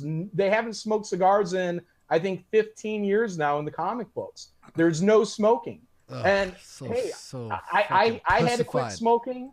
Yeah, I had to quit smoking. My grandma had a trach, and she still smoked. It's a nasty, disgusting habit, and no one should do it, man. But part of literature and building characters is that some of these people, even the good guys, have to be flawed. Yeah, well, and people smoke in real life. And real fast, Tyler Preston for 5, he says, Dwayne McDuffie's Milestone Comics not only had minority characters, but he made great characters and awesome stories. Example, Static. And Vegdeer for 5 says, if you can't accept the rewrite of Jesus Christ as a disabled pansexual Kalahari Bushman, then you're a bigot. And Golden Oil says, is Cecil on? I love me some Cecil. And with that, Cecil, what's up, man? How are you? If I may interject, I saw somebody said a wonderful suggestion would be an alternate to the smoking is to have Logan/Wolverine. Well, not the real Wolverine. Wolverine's a girl now. But the old Wolverine, Logan, just have him vape. It's much healthier. And he could do like blueberry flavors and stuff. It would be wonderful. It's not like smoking's going to hurt Wolverine when he has regenerative powers. But he is right. Yeah, Wolverine was turned into it's a girl. It's Laura, his daughter now has taken on, or his clone, I'm sorry, has taken on the mantle of Wolverine. It's part of the character replacement. It's all trying to be fixed right now, I think. But the Avengers crews are replaced. Everybody was. Hey, John, can I pitch? I want to pitch an idea to you real quick. Okay. So we were talking with Jim Goad the other night about the Oppression Olympics, and I was thinking you could just go full board down the SJW route. So we're trying to come up with the ultimate Oppression Olympics superhero, and my idea was it would have to be like it could be Whoopi Goldberg, but she goes trans from Jew to Muslim, but remains like a lesbian, and then has a leg removed. Right, so you got like this trans-abled community involved in it. Would that be the ultimate SJW hero? I love it. I think we could give her like a cable arm, but we'll just take the arm and we'll put it on the leg so she'll walk on a hand. Yes. Yeah, I think this would be great. I think you have to make her half Inuit. No, definitely. Mm. Did No, she I have a like the idea. wheelchair today? I'm sorry. Go ahead. Was she in a wheelchair? Oh, of course. Yeah. Yeah, but it's like a mechanized wheelchair, like Stephen Hawking had. Yeah. Is the right arm missing so she can be left-handed too? I like what you're doing. This is good. Your mic We is a need little bit more. muffled. Your mic is a little bit muffled. Oh, we need more. I'm sorry. I was not at my normal, station, so I had to stop at somebody's. I was on my way to Manhattan, and I stopped off in Queens, and I'm at a friend's office. Okay. Okay. Yeah. No. Is this a real voice? That Cecil sounds like when I do my certain voice when I ask Eccles. When I ask who Cecil is here with my Woody Allen. I get stone cold a lot. People think that's who my voice reminds me. This is actually Woody Allen. This is Woody Allen's anonymous. I think this is just a bad connection. My voice is very deep normally. Okay. Okay. Would you all think? Because someone in the chat brought it up about the Black Spider-Man Miles. Like, did you think that was to be all diverse and all that? Because a lot of people like Miles anyway, right? Well, people think, for the most part, people are happy with Miles Morales. To the best of my knowledge, he was introduced, I believe, in the Ultimate Universe, which was a standalone universe from Marvel, which, even the Avengers movies, borrowed from the Ultimate Universe. But then he was integrated into the Marvel Universe proper, and I think people have been okay with that. He came in, I don't know, like 10, 15 years ago. I want to say, I'm not. I mean, this is diversity in comics ground more than mine. Or I even think it Ryan. was about, yeah. I remember seeing Miles for the first time when I was still working at the movie theater, which is about, I would say, 13 years ago. Yeah, I think the biggest complaint that anyone even has with like Miles Morales is that you name him Spider-Man. 2005. Like, name him Arachnid and name him something else. Yeah. Why? Because Or Black Spider-Man. Yeah, a lot of the characters. What people view as the replacement characters. Again, for those that don't know, Captain America Steve Rogers was turned into essentially a Nazi, a Hydra agent. Yeah, I did see that. They retconned that though, Captain right? America. Hang on, they retconned that. They did some kind of dream sequence. Cosmic Cube, Kobik took a sliver of him before he went bad and made him new, some shit like that. I don't know. Yeah, because his shield, like, they had the American logo that's painted on underneath was actually a swastika. You remember that? A Hydra. I think it was a Hydra. No, it was symbol. a swastika. It was 100% a swastika. Oh, was it? Yeah, I saw a picture of it the other day. It just looked so funny. A Captain America with a swastika on his shield. No, 100%. I really like that whole story. They did, the last few years at Marvel have been fantastic. They turned Thor into a woman with breast cancer, which I enjoyed. I like the Black Miles Spider-Man. I like the female Wolverine. I like that Hawkeye is now a 20-year-old girl. Wait, for real? Yeah. Hulk is a Korean boy. They just have been doing some wonderful work there. Wait. They killed the Fantastic Four. It's so blatant, it's embarrassing. Wait. Oh my God, you're not fucking lying. Hulk is a Korean? I swear this sounds like you're joking about all this. I'm going to show this picture to the audience. Oh my God. Holy shit. This looks like it's not real. Look at this, guys. And they spent all this time creating Daken, which is Wolverine's son. But, oh no, let's have a clone or a daughter to get a female in here. And it is pronounced Daken, because that means mutt in Japanese. They made Daken gay. His clone son is gay. No, wait. For real? Are you? Please tell me you're just being. For real. How am I missing all this shit? What the fuck? What happened? And Iceman found out he was gay, and one of the greatest storylines, He'd been banging girls his whole life by accident. Then all of a sudden, Jean Grey told him, "No, you're gay," and it turned out he was gay, and he met this guy named Judah, and he started fucking him, and it was fantastic.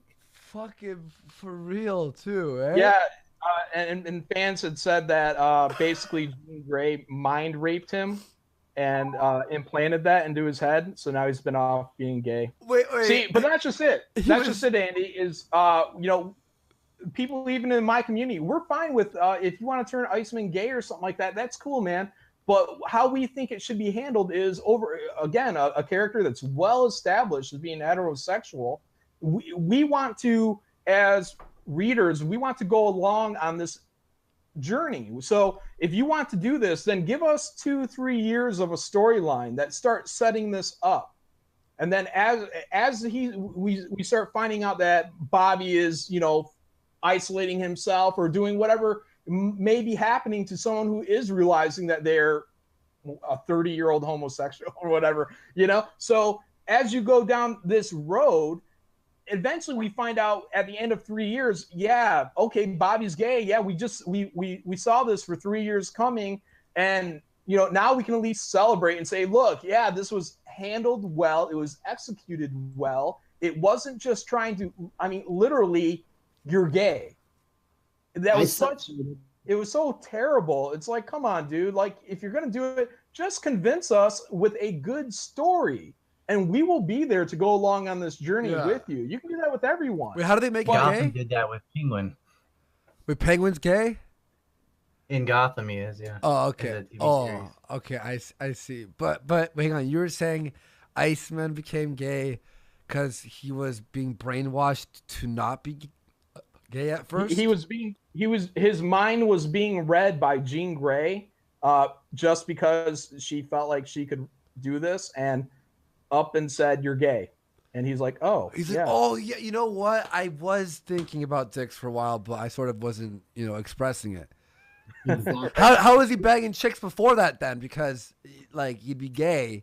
How would he get hard? You let him know. He didn't know. He didn't. Could you imagine what it would feel like? I don't know what I would do if someone came in here and was like, "Cecil, guess what? You're gay." I'd be like, "Oh shit, I am."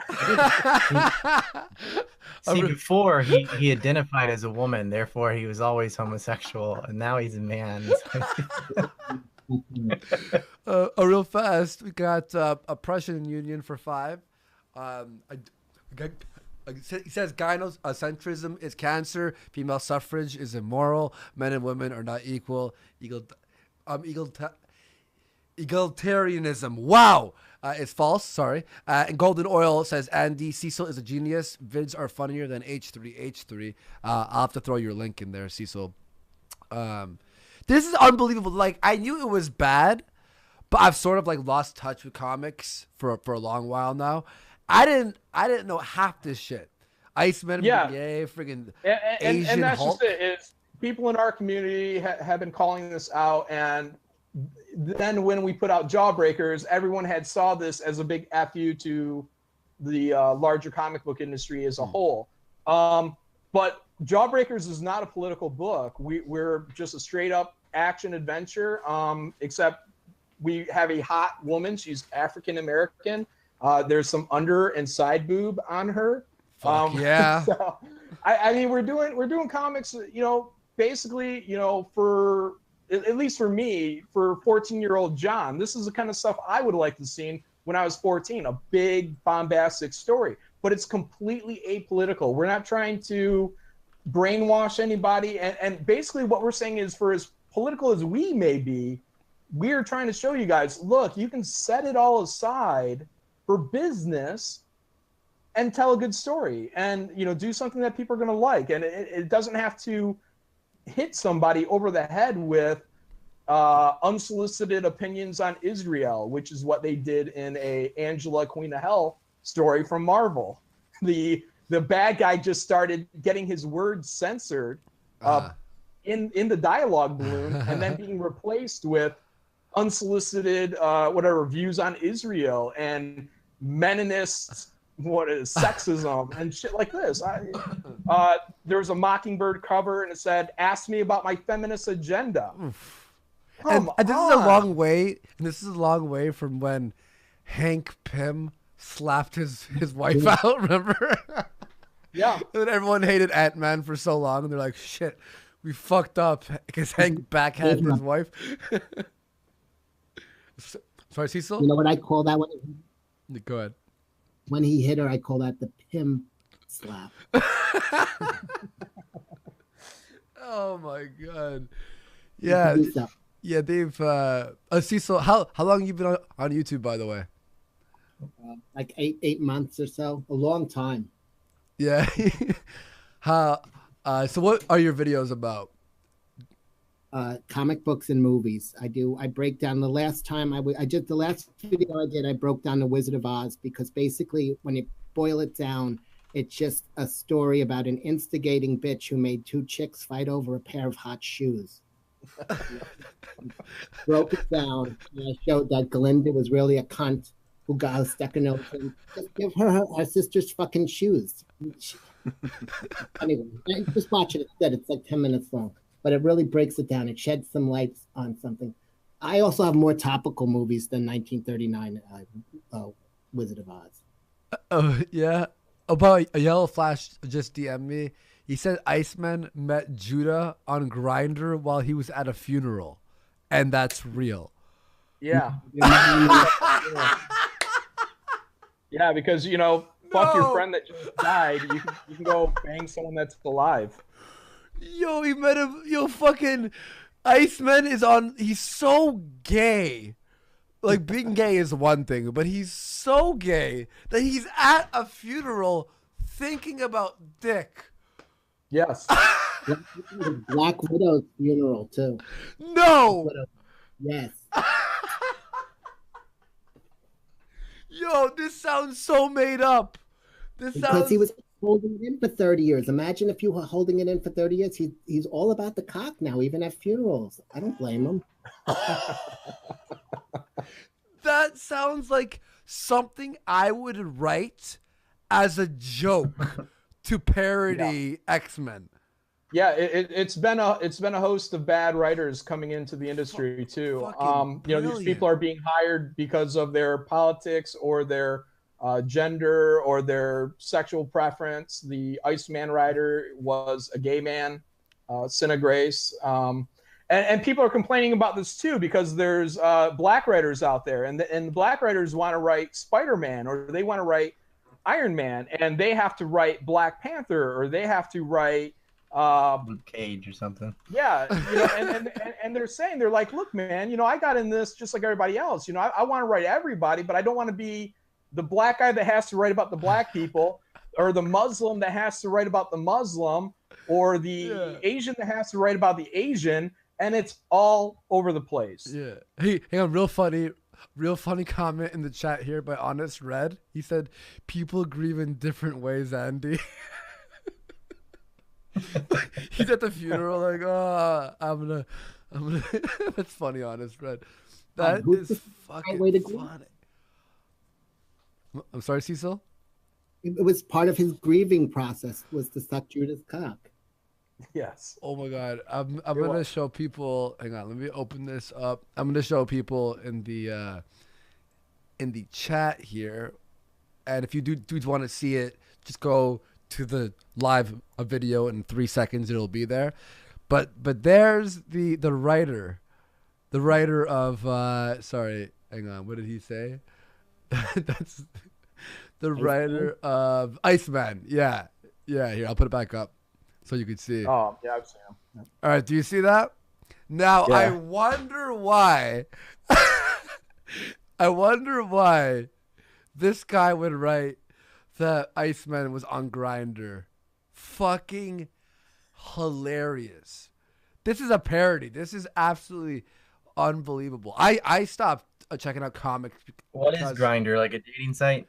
It's like Tinder, but only men.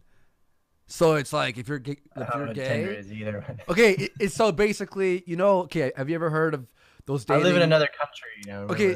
All right, so you got an app, right? So what Tinder is, you have an app. You put your location, like your postal code or zip code, whatever you use, and then it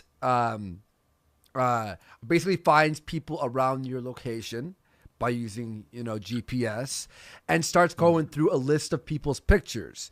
If you think the person's hot, you swipe right. If you think they're not hot, you swipe left. The people that match with you, so say you found a chick, you swipe right. If she swiped right on you, it will say you both matched. And now it creates like a text box. So if you thought someone was hot but they swiped left on you, it won't match you. Dude, just say grinder. He's in Japan. Just pronounce it right. In Japan, he'll understand. Grinder. And Golden Oil says Iceman was turned gay as abruptly as possible. Or as Poochie. Sorry, as Poochie. And Golden Oil says was killed off The Simpsons. Poochie was in Simpsons, I suppose. Is that what it was? It was a character. Yeah. For one episode. So basically, Grindr is the gay version of Tinder. So it's for dudes who are looking for a dude as quickly as possible. And this has made like when I was on Tinder before dating my current girlfriend, it's very, very easy to find chicks to hook up with. Basically, it has definitely It's very easy as long as I don't use a current picture. That really throws everything off because I put on a lot of weight since the Trump one. Really? Yeah. It's made you a bit depressed. And I was stuttering on the G's a lot lately. That's my fucking kryptonite right there is the G's. So people just try to stay away from G's. Mr. M for 5, can you please talk about these men, why they are too afraid to call for mass boycotts? Zach's excuse is lame. I want to know theirs. And we are joined by a Yellow Flash, who I've been a fan of for a very long time. He has an awesome channel. Thanks for joining us, dude. Thank you. What's up, John and Cecil? Hello. Yellow Flash. Yeah. So, all right. So, what's the boycott thing? Real quick, I actually did call for a boycott once. I got massive backlash. Just want to throw that out there. Really? Did. Yeah. Okay, so why are people thinking that you're being pussies for not boycotting? Don't ask me. I tried to do it once.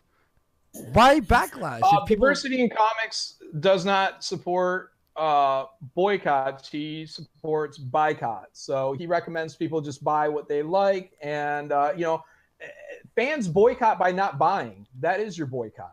You don't have to really organize. If something sucks, you don't buy it. That's why comic book sales are what used to be a 500,000, 200,000 copies a month industry per title is now 20,000 or 30,000 because people have been saying for a long time, stop.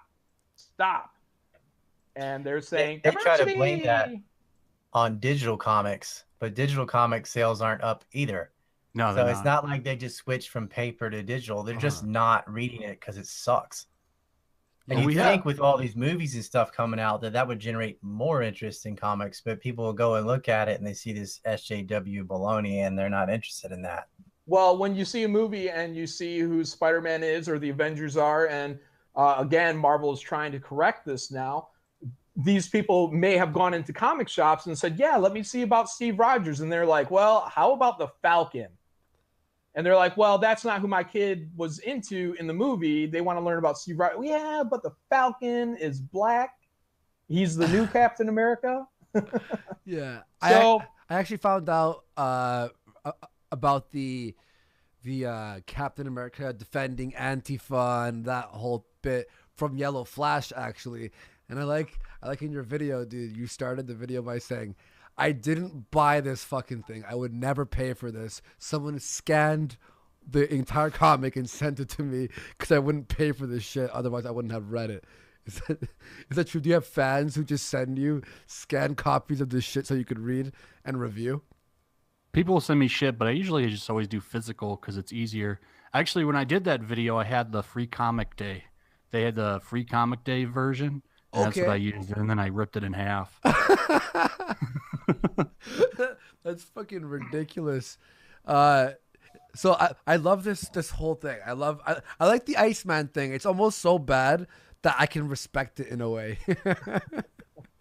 Well, the thing is like I said, my whole point of, the SJW problem, where I focus on editorial and, these problems going into the industry. Somebody like Yellow Flash, they focus a lot more on the fandom of it all. And there's so many examples of people from editorial to the creatives to the freelancers, everybody in the industry just absolutely dumping on fans for political differences, whatever. You're a white straight male. We had a issue with Michelle Perez, who's a trans woman. It's a dude who dresses like a chick. Yeah. So I don't know if that's trans man or trans woman. He's a trans. Now Wait, he's a chick. but does he identify as a female? It's a cross-dressing guy. Yeah. Okay. So basically, yeah. But yeah, I mean, there's also who else? Yellow Flash. This is your wheelhouse. Oh, there's so many. There's so many. But the worst ones are Mags, Tam, Bonvillion, Michelle Perez, Larson, that Dan Bemis guy, Slott. The eat your ass guy was Bemis, I think. Max Bemis, yeah. He's the guy that told fans that he can feast on his ass. And let's see, yeah. And let's see. Oh, the Michelle Perez one. That one was the worst because he went out and said that he would paralyze diversity in comics if he ever met him. They're talking about how his dad was a Golden Glove boxer, and he would make him a quadriplegic. She. It's a she. She's a girl.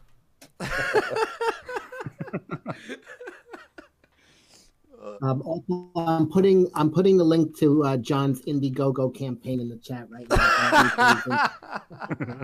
Thanks, Cecil. I wouldn't let me do it. No, yeah, I have the. I'll have to make you here. Just write something in the chat. I'll make you a mod, and then you can do that. All right. Yeah. You're moving up, Cecil. Yeah. Hang on. I have Everybody go get it. And also, one of the jawbreakers, he's moving out. He's also very SJW under the. One of the jawbreakers is gay. That's the truth thing. Yeah, as far as I know, yeah, there is supposed to be a but that's just it. We're not trying to. This is not a selling point. This is just a character point. It's something that happens to be there. It's not something that's put out there. It's not. We're not going for the dude picking up another dude at a funeral angle. But yeah, according to Richard, one of the jawbreakers is gay, but nobody knows who it is except Richard. We have guesses. What's the most egregious thing that you've all seen? Like, what's the thing that you were like, okay, enough? Because the Iceman thing is funny, but is there anything that really upset you, whether it's in the movies or comic books? What's the character that they've ruined for you that you were the most pissed off about? Oh, Captain America. Yeah, Cap. Yep. Yeah, definitely. I'd say so too for me as well. Because Spider-Man didn't really do. Yeah, they had no exit plan. They knew how they were going to fuck him up for everybody, but they never. They made a whole point about just wait, and it was garbage. The whole thing was garbage, and they if you wanted to do a good Captain America story, I can tell you how you can make it a big seller right now. You make him go fight ISIS, and in the Marvel universe, the Marvel universe is your universe. So when Obama was president, they put Obama in the books. Trump is president right now. They made him MODOK. So they made him a bad guy. So what? No, you should have wait. What about Faith, dude? Come on, Faith, the fat bitch who's the comic hero, right? Oh, well, that's a different company. Yeah, but that was my favorite because they ruined her. I loved her as just a fat bitch, and then when she became a Hillary supporter is when it ruined it for me. Oh, but she wasn't just a fat bitch, if I may use that vernacular. It's she was a fat bitch who could fly. Who could fly. Yeah, she could fly. That girl could fly. Yeah. My favorite was the fucking making superhero comics or the comic book physique more realistic. And then they just took every comic book hero and just made him fat as fuck. Here's Spider-Man who backflips through fucking the city and can stop a bus. Fat now. Here's Superman who can stop a train, but fat. This is realistic. Like that's supposed to be realistic. From the vantage point of anti-comic people, I don't really have an opinion on this, but a lot of people say comics in general are gay. What do all you guys say to that? There's an aspect of that. I mean, just like WWF wrestling and all that stuff. I mean, this is highly athletic men in tights, largely. So there can definitely be a level of where a gay attraction to comics. Absolutely. I'm not gay. I'm just fucking around, dude. You can have the appreciation of the human form. I mean, these are what most of us see is, these are prime examples of gods and goddesses. So when we see Spider-Man going, leg up here and balls in the camera, when I was a kid, I was like, man, that dude could stretch. But a gay dude's probably like, look at that ball sack. I think he meant that. I don't think he meant homosexual gay. I think he meant like it's gay to read comics if you're a grown man, which is possibly, it's kind of true, but it's a guilty pleasure. It's also gay for a grown man to watch wrestling cartoons, but they do it. And I don't mean it gay as in homosexual. I mean like kind of fucking gay. I disagree. I'll tell you this, as a martial arts instructor and knowing a lot of guys in UFC and so on, who we feed into these schools, I was surprised because I read comics. I didn't start really reading comics. I saw when I was a kid and then dropped out and started reading when I was 30. And it was only because I saw issue 1 of Secret Invasion and I thought, ooh, issue 1, that's like worth a lot of money, right? I didn't even know they had arcs or any of that crap, right? And so I just bought it and then I read it and it was an interesting story and stuff. But talking with the guys, because Anderson Silva is huge in comics, he bought an original Spider-Man. He is one of the people that has the first issue of Spider-Man, right? Yeah. A lot of these guys that just have a lot of testosterone love fighting. And when we were kids and stuff, kind of like the same thing. There are a lot of fans of pro wrestling, of Marvel or DC comics and stuff, and actually fighting with each other. And those are the customers. And I was surprised because the stereotype is like the dork with glasses who's not athletic at all, reading a bunch of comic books in his basement. But the actual fan isn't like that. A lot of people that like fighting games, whether it's video games or whatever, that are actually playing these things and reading these books and stuff, actually go out and fight. And because they're attracted to anything that has that kind of conflict and stuff. And before UFC, the closest things we had on TV for combat sports was back on boxing when HBO used to play it, and then you had comic book fights in WWE or whatever. WWE. Yep. Because the Macho Man, they're there, but a lot of athletic people, or if you say something's gay or weak or whatever, if that's what you mean, that's not the case. They're all into comics. Back when it was okay, so like X-Men, right? When I did read comics when I was younger, I liked X-Men a lot, and then it never occurred to me until recently, and maybe this is just something that's like a recent anachronistic appropriation of what X-Men was supposed to mean. But I noticed a whole lot of articles coming out in the last few years trying to say, oh, X-Men is always been about like the outsider homosexual, like the whole group. It's just an analogy for the queer life and all this stuff. And I never thought about that, and I just happened to see all these articles. So is that just a leftist appropriation, or is that really what X-Men? No, that's just leftist baloney. 100%. Okay. Yeah, it's supposed to be like kind of an allegory for racism, not that's what I thought. Gayness. Mm-hmm. That's what I always thought. Oh, this sort of mirrors, race and all that stuff. Yeah. But like now they're like, nah, it's gay people. No, that's not what it is at all. At all. Well, I mean, they've got a 7-year-old girl exploring her sexuality in X-Men Red right now. So a 7-year-old? Who knows? Yeah, this Tom Taylor guy, man, I think he's pedo suspect personally. Wait, is this like sexual, as in being trans, or just like sexual? No, she's talking about how she wanted to bang this 30-year-old woman in the first issue. What the fuck? And then she turned out to be straight full on dyke in the they had an old man Laura story, the fake Wolverine, and she's full on lesbian. So this is another, yeah, that's a real thing. Holy, the 7-year-old is another clone of Wolverine. So 2 of his clones are gay, his son and one of his daughters.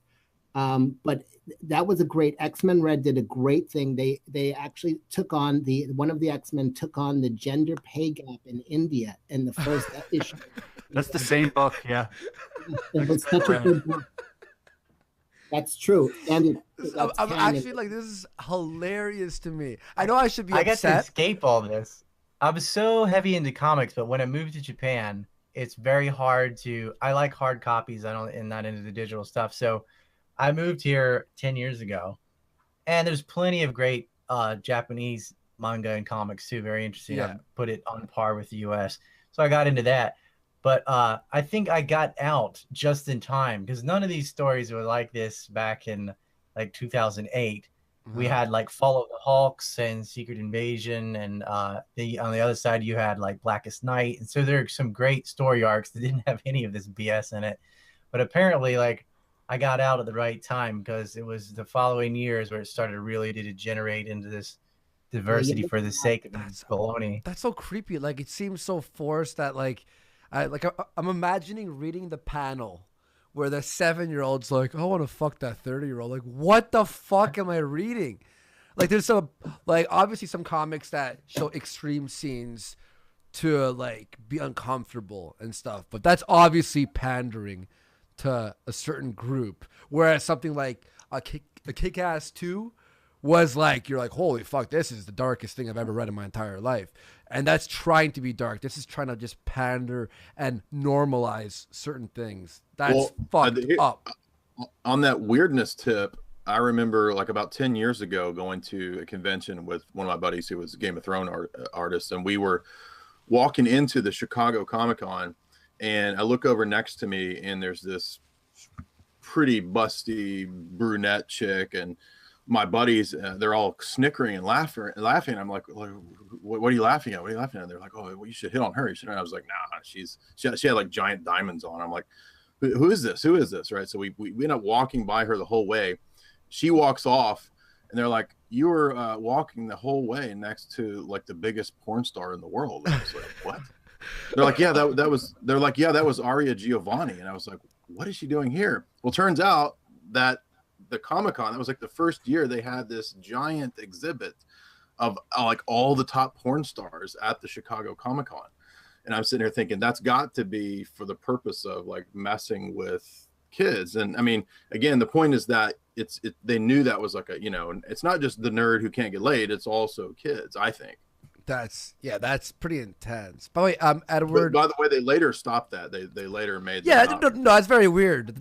That's like having like a Pokemon convention, and they're like, we got the hottest fucking. Edwin, not saying Pokemon and comics are like there's more adults who read comics than play Pokemon. I'm assuming. I don't know, but still, there are kids involved. By the way, Edwin Boyett for 5. It may be hard to tell Cecil's voice, but he's actually a stunt double for Bautista. That guy is a beast. This is true, Cecil.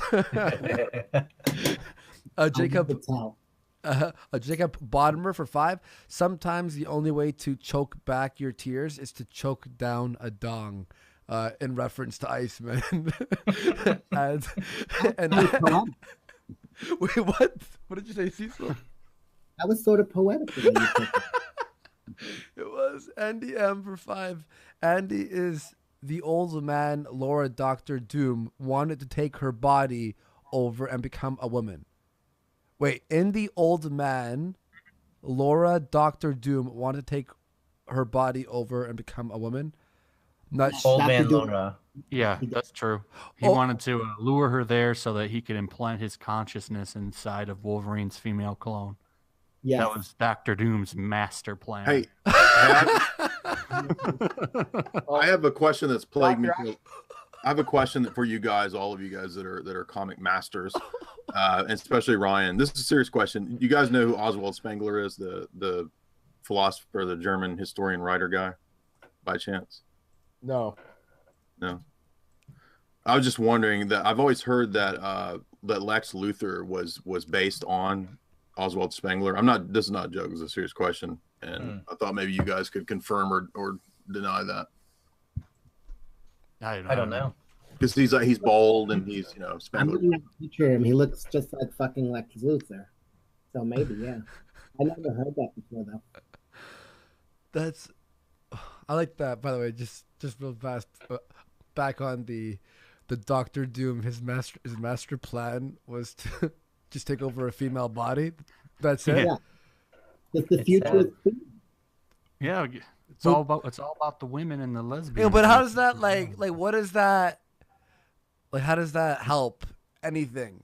I guess because then his body could regenerate and stuff since she has powers. It doesn't really make sense. I see. The series, The Book of Doom, where Doom goes over his origin, is really good. But that was back in pre SJW comics. Fuck, this is No hilarious. matter how powerful Victor Von Doom becomes, he'll never know what it's like to lactate. But if he took over the world's body, he'll know. Think about it. That he can rename his country Lactatia. Oh, I like. I just gave him an idea. Someone's running with that down the hall in Marvel right now. Tom Taylor listens. He'll steal it. Trust me. Dude injects his weirdo politics into all of his shit now. Lactavia. That's going to be a superpower. Or they lactate acid or something. I swear, it sounds like this was like a brainstorm sesh if we were to make like comics SJW, and we were exaggerating to be funny. That's what it feels like right now. And luckily, this hasn't. That Iceman story blows me away. I'm still thinking I'm gonna look that up. Yeah, I'm 100%. Because it's so unbelievable. I want to read that. I want to buy that comic to read. Like I 100% want nothing more than to read that. I'd read it live, like just to like. Oh man. But E-Hero Andrew for 5 says Lex Luthor was based on the original reign of the Superman that Siegel and Shuster created before the Superman we know now. Thank you for that. Appreciate supporting the show. Sorry, Cecil, you were saying, man? Yeah, all of these characters get into the movies. I can't wait till there's Gay Bobby. I can't wait till there's girl Thor with breast cancer. I can't wait till Hawkeye turns into a girl. There's so much to explore now in the Marvel Cinematic Universe when all these characters get there. It's going to be wonderful. Well, you got Silk. Did you see the female Spider-Man? I mean, this is some poor writing too. She's Korean and female, and apparently she was bit by the same spider as Peter Parker. But it was just like locked up in a room for 20 years or something. She also raped him several times. I can tell you the next novel that you can adopt as a comic book that will be supported by the establishment with zillions of dollars. When they make Anthony Burgess, who did Clockwork Orange, when they do his Wanting Seed into a graphic novel, you'll get establishment support, because the whole premise of the story is that the people that are heterosexual are persecuted by a giant queer dystopia. Isn't that San Francisco?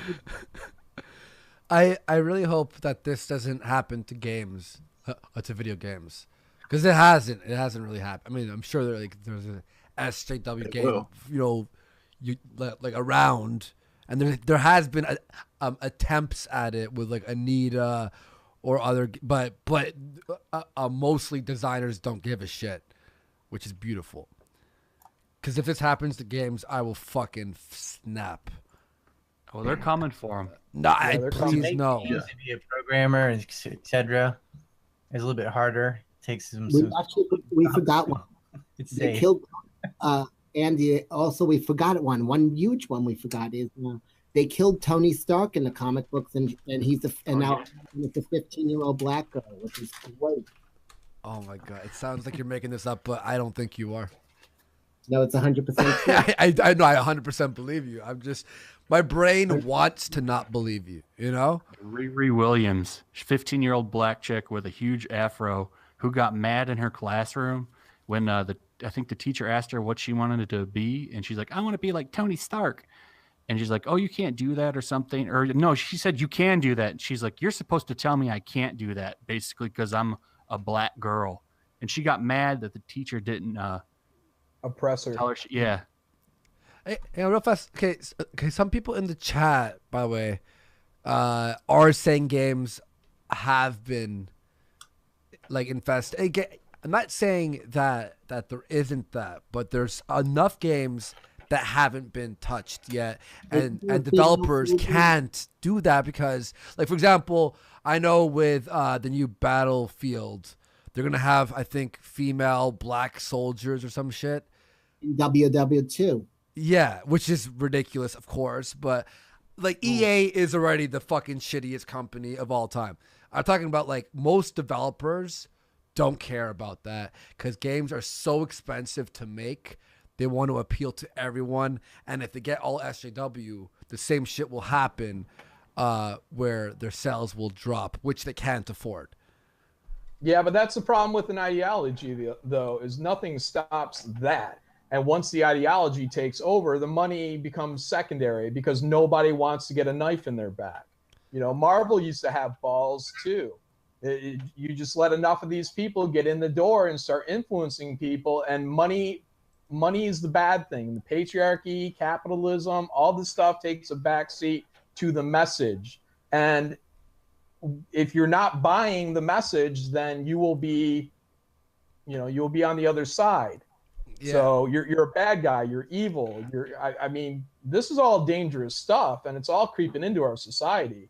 So, but I the cry bullies have done this to history and science too. I mean, we've gotten to a point where, I mean, even in the medical community, where they have to placate this invented third gender on forms and things just because the cry bullies have put enough pressure onto it. Now, there's definitely nothing scientific behind it or anything, but they've been able to push into that, into fields so beyond just arts and things like that. This is going into history, going into science, and it's bleeding into the arts.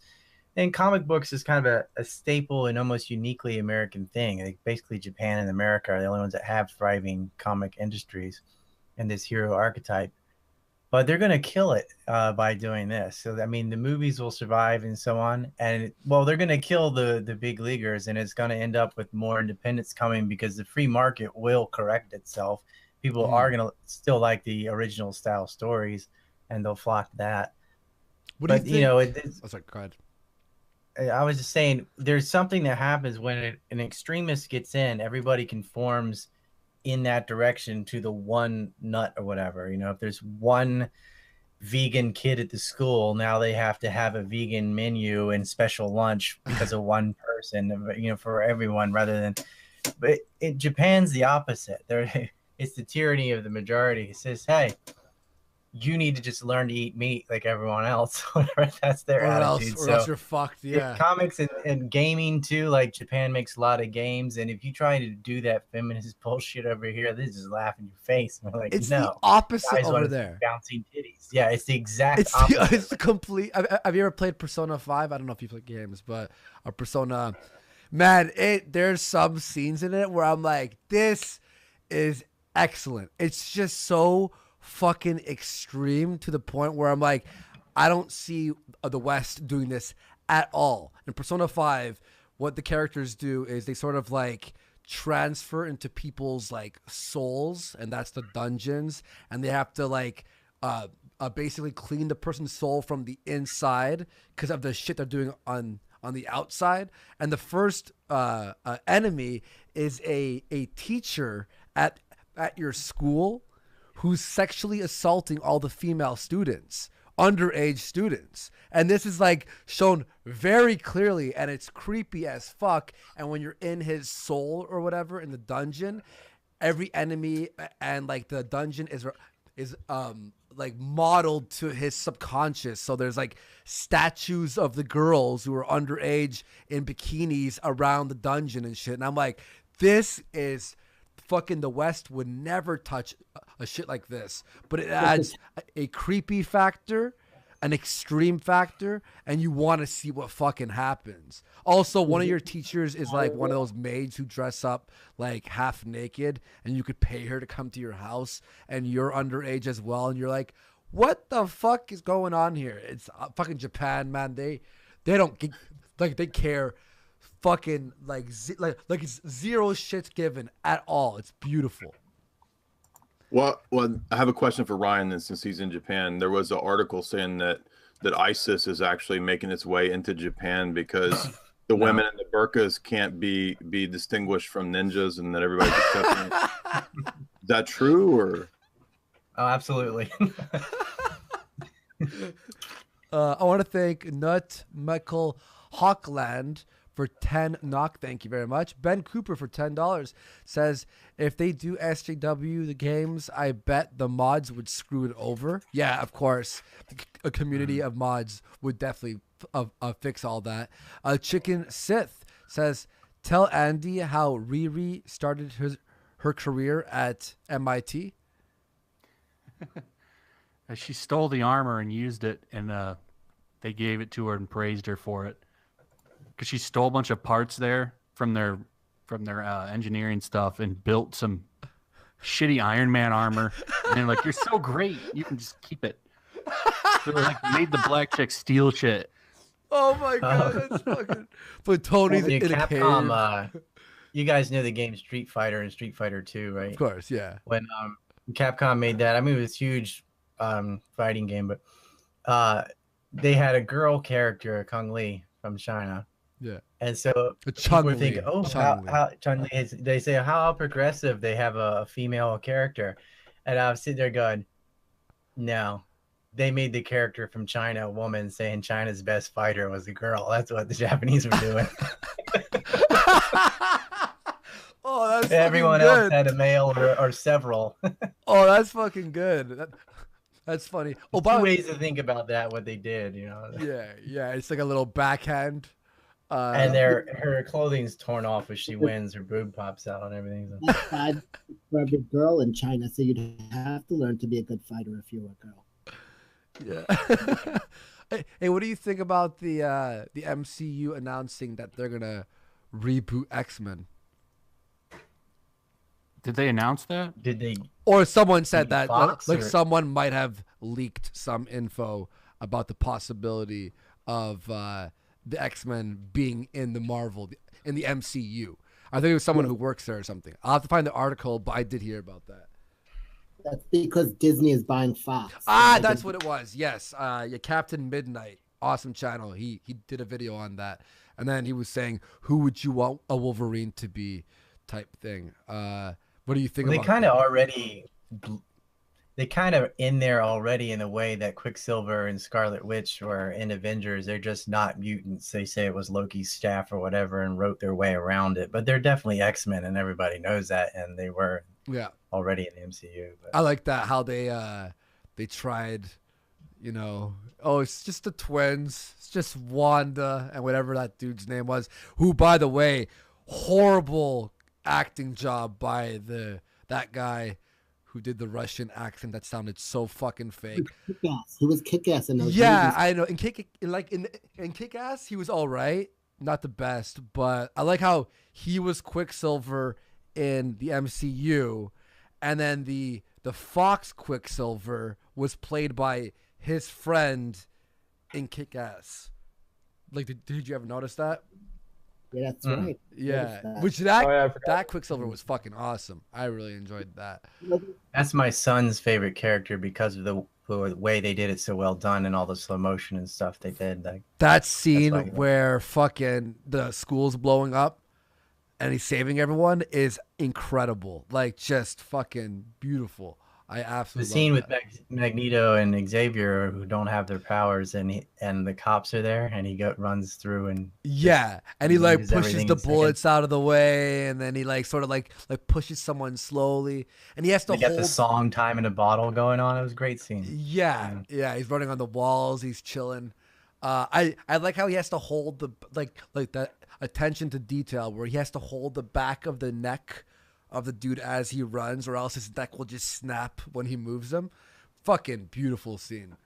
And then He's in briefly in Deadpool, they made they made a cameo. Sorry if you haven't seen Deadpool yet. Fucking, there's a cameo where he's like, "Can we get any of the high tier X-Men in the movie?" And then like it cuts to like the door in the back, and they're all there, the actual actors, and they're like, "Oh shit!" And Beast fucking closes the door slowly.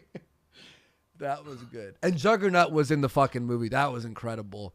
But they killed him off, right? Is he dead? I don't know if he's dead. No. He's getting out of the pool. Yeah. Oh, okay. I missed that. I'm like, did they just kill off Juggernaut? I will fucking snap. Yeah, it was Like, right off to the side of the screen when it happened, so it wasn't very obvious. Can beam up. They can't stop his momentum, but if he's being electrocuted, he's just sort of going every direction, So that's one of the ways to temporarily slow down the Juggernaut. But I see. Okay, Blood Deagle says, thanks for the spoilers. 2 minor jokes that were in the fucking movie. And you have to have already seen the movie. And lastly, the movie was okay. I didn't enjoy a Deadpool 2 as much as I hoped I could have. Yeah, same here. It was a really good opportunity to get like Shatterstar. He's a pretty big player in X-Force. And it was a complete waste when I don't want to spoil it, but instead of making these guys into badasses, they look like clowns. But overall, the movie was just okay. Yeah, and the jokes are sort of like have been, in my opinion, worn out. Like Deadpool, funny character. But when it's 90 minutes of him and there's 2 movies of it, it's like, we get it. He swears a lot and he breaks the fourth wall. Like, he's obnoxious. Cool. Like, it sort of just wore out. The action scenes were absolutely incredible, though. Yeah, the fights between him and Cable were good in jail and things. That was amazing. Yeah, the Juggernaut scene was fucking awesome. I loved Domino. She was great. That whole highway car scene was good. They made Yuki a lesbian. Yep. They threw that in there. And did you see Karl Marx in the school? Mm-mm. Yeah, when a Deadpool is hugging a Colossus, and he's holding his ass. If you look in the background, Karl Marx is like a giant picture. Yeah, at Professor X's estate, there's a giant painting of Karl Marx with his hand in his breast. And by the way, Andy, I forgot to tell you, there's another scene where he's riding his wheelchair. And there's a painting of Lincoln and a painting of Obama. It's so fucking. So Lincoln, Obama, and Marx is who is the ideological foundation of Professor X's worldview. That's freaking hilarious, dude. I thought it was just like his rogues thing, like with Batman has his room full of rogues. I thought that's what I like. Since he can read everyone's mind. And like Wolverine was around when Lincoln was around, so maybe he just collected it. Yeah. So we'll wrap up soon, but I want to ask just 2 questions before we wrap. What did you all think of Infinity War? If I could say it. Sorry, I'm stuttering there. Infinity War. What did you think? I loved it. I loved it. It was great. Fucking fantastic. It was the first Marvel movie that I really enjoyed. Really? Like, what do you mean? Like, ever enjoyed? Yeah. Really? Yeah. Interesting. I think I think they've been pretty much garbage. So. I think the first one I really enjoyed was fucking Captain America 2. The fight I did like Thor Ragnarok. That one was great. Thor Ragnarok was awesome. I think they keep getting better over time. Like Thor Ragnarok, Infinity Wars. Like as you go all the way back, it's like they're okay. I mean, I like them because I like the genre and everything, but they got better and better over time. I feel like they're getting better with villains. That's the big thing. Before it was just like, here's this guy just to fuck shit up. The hero stops him. Now, like, I mean, Thanos was practically the star of that whole movie. Yeah, you know? That was fucking honestly. And who knew that Bran from Goonies would try to I liked the joke in one moment, if I may interject. Sure. I like somebody in chat said Andy is the Tuggernaut. I like that. That is true. I liked the joke in Deadpool because Cable, the actor, plays Thanos, I like his joke where like watch out, or his inner Thanos is gonna come out. I found that like a perfect little reference there. But my how you were saying before, like all of us were talking about how people think that people who watch comics or other movies or read them are all nerds or whatever. Like my girlfriend Sinead thought that too, and now she loves Marvel. She like after I showed her a few of the movies, she's like, "This is fucking fantastic."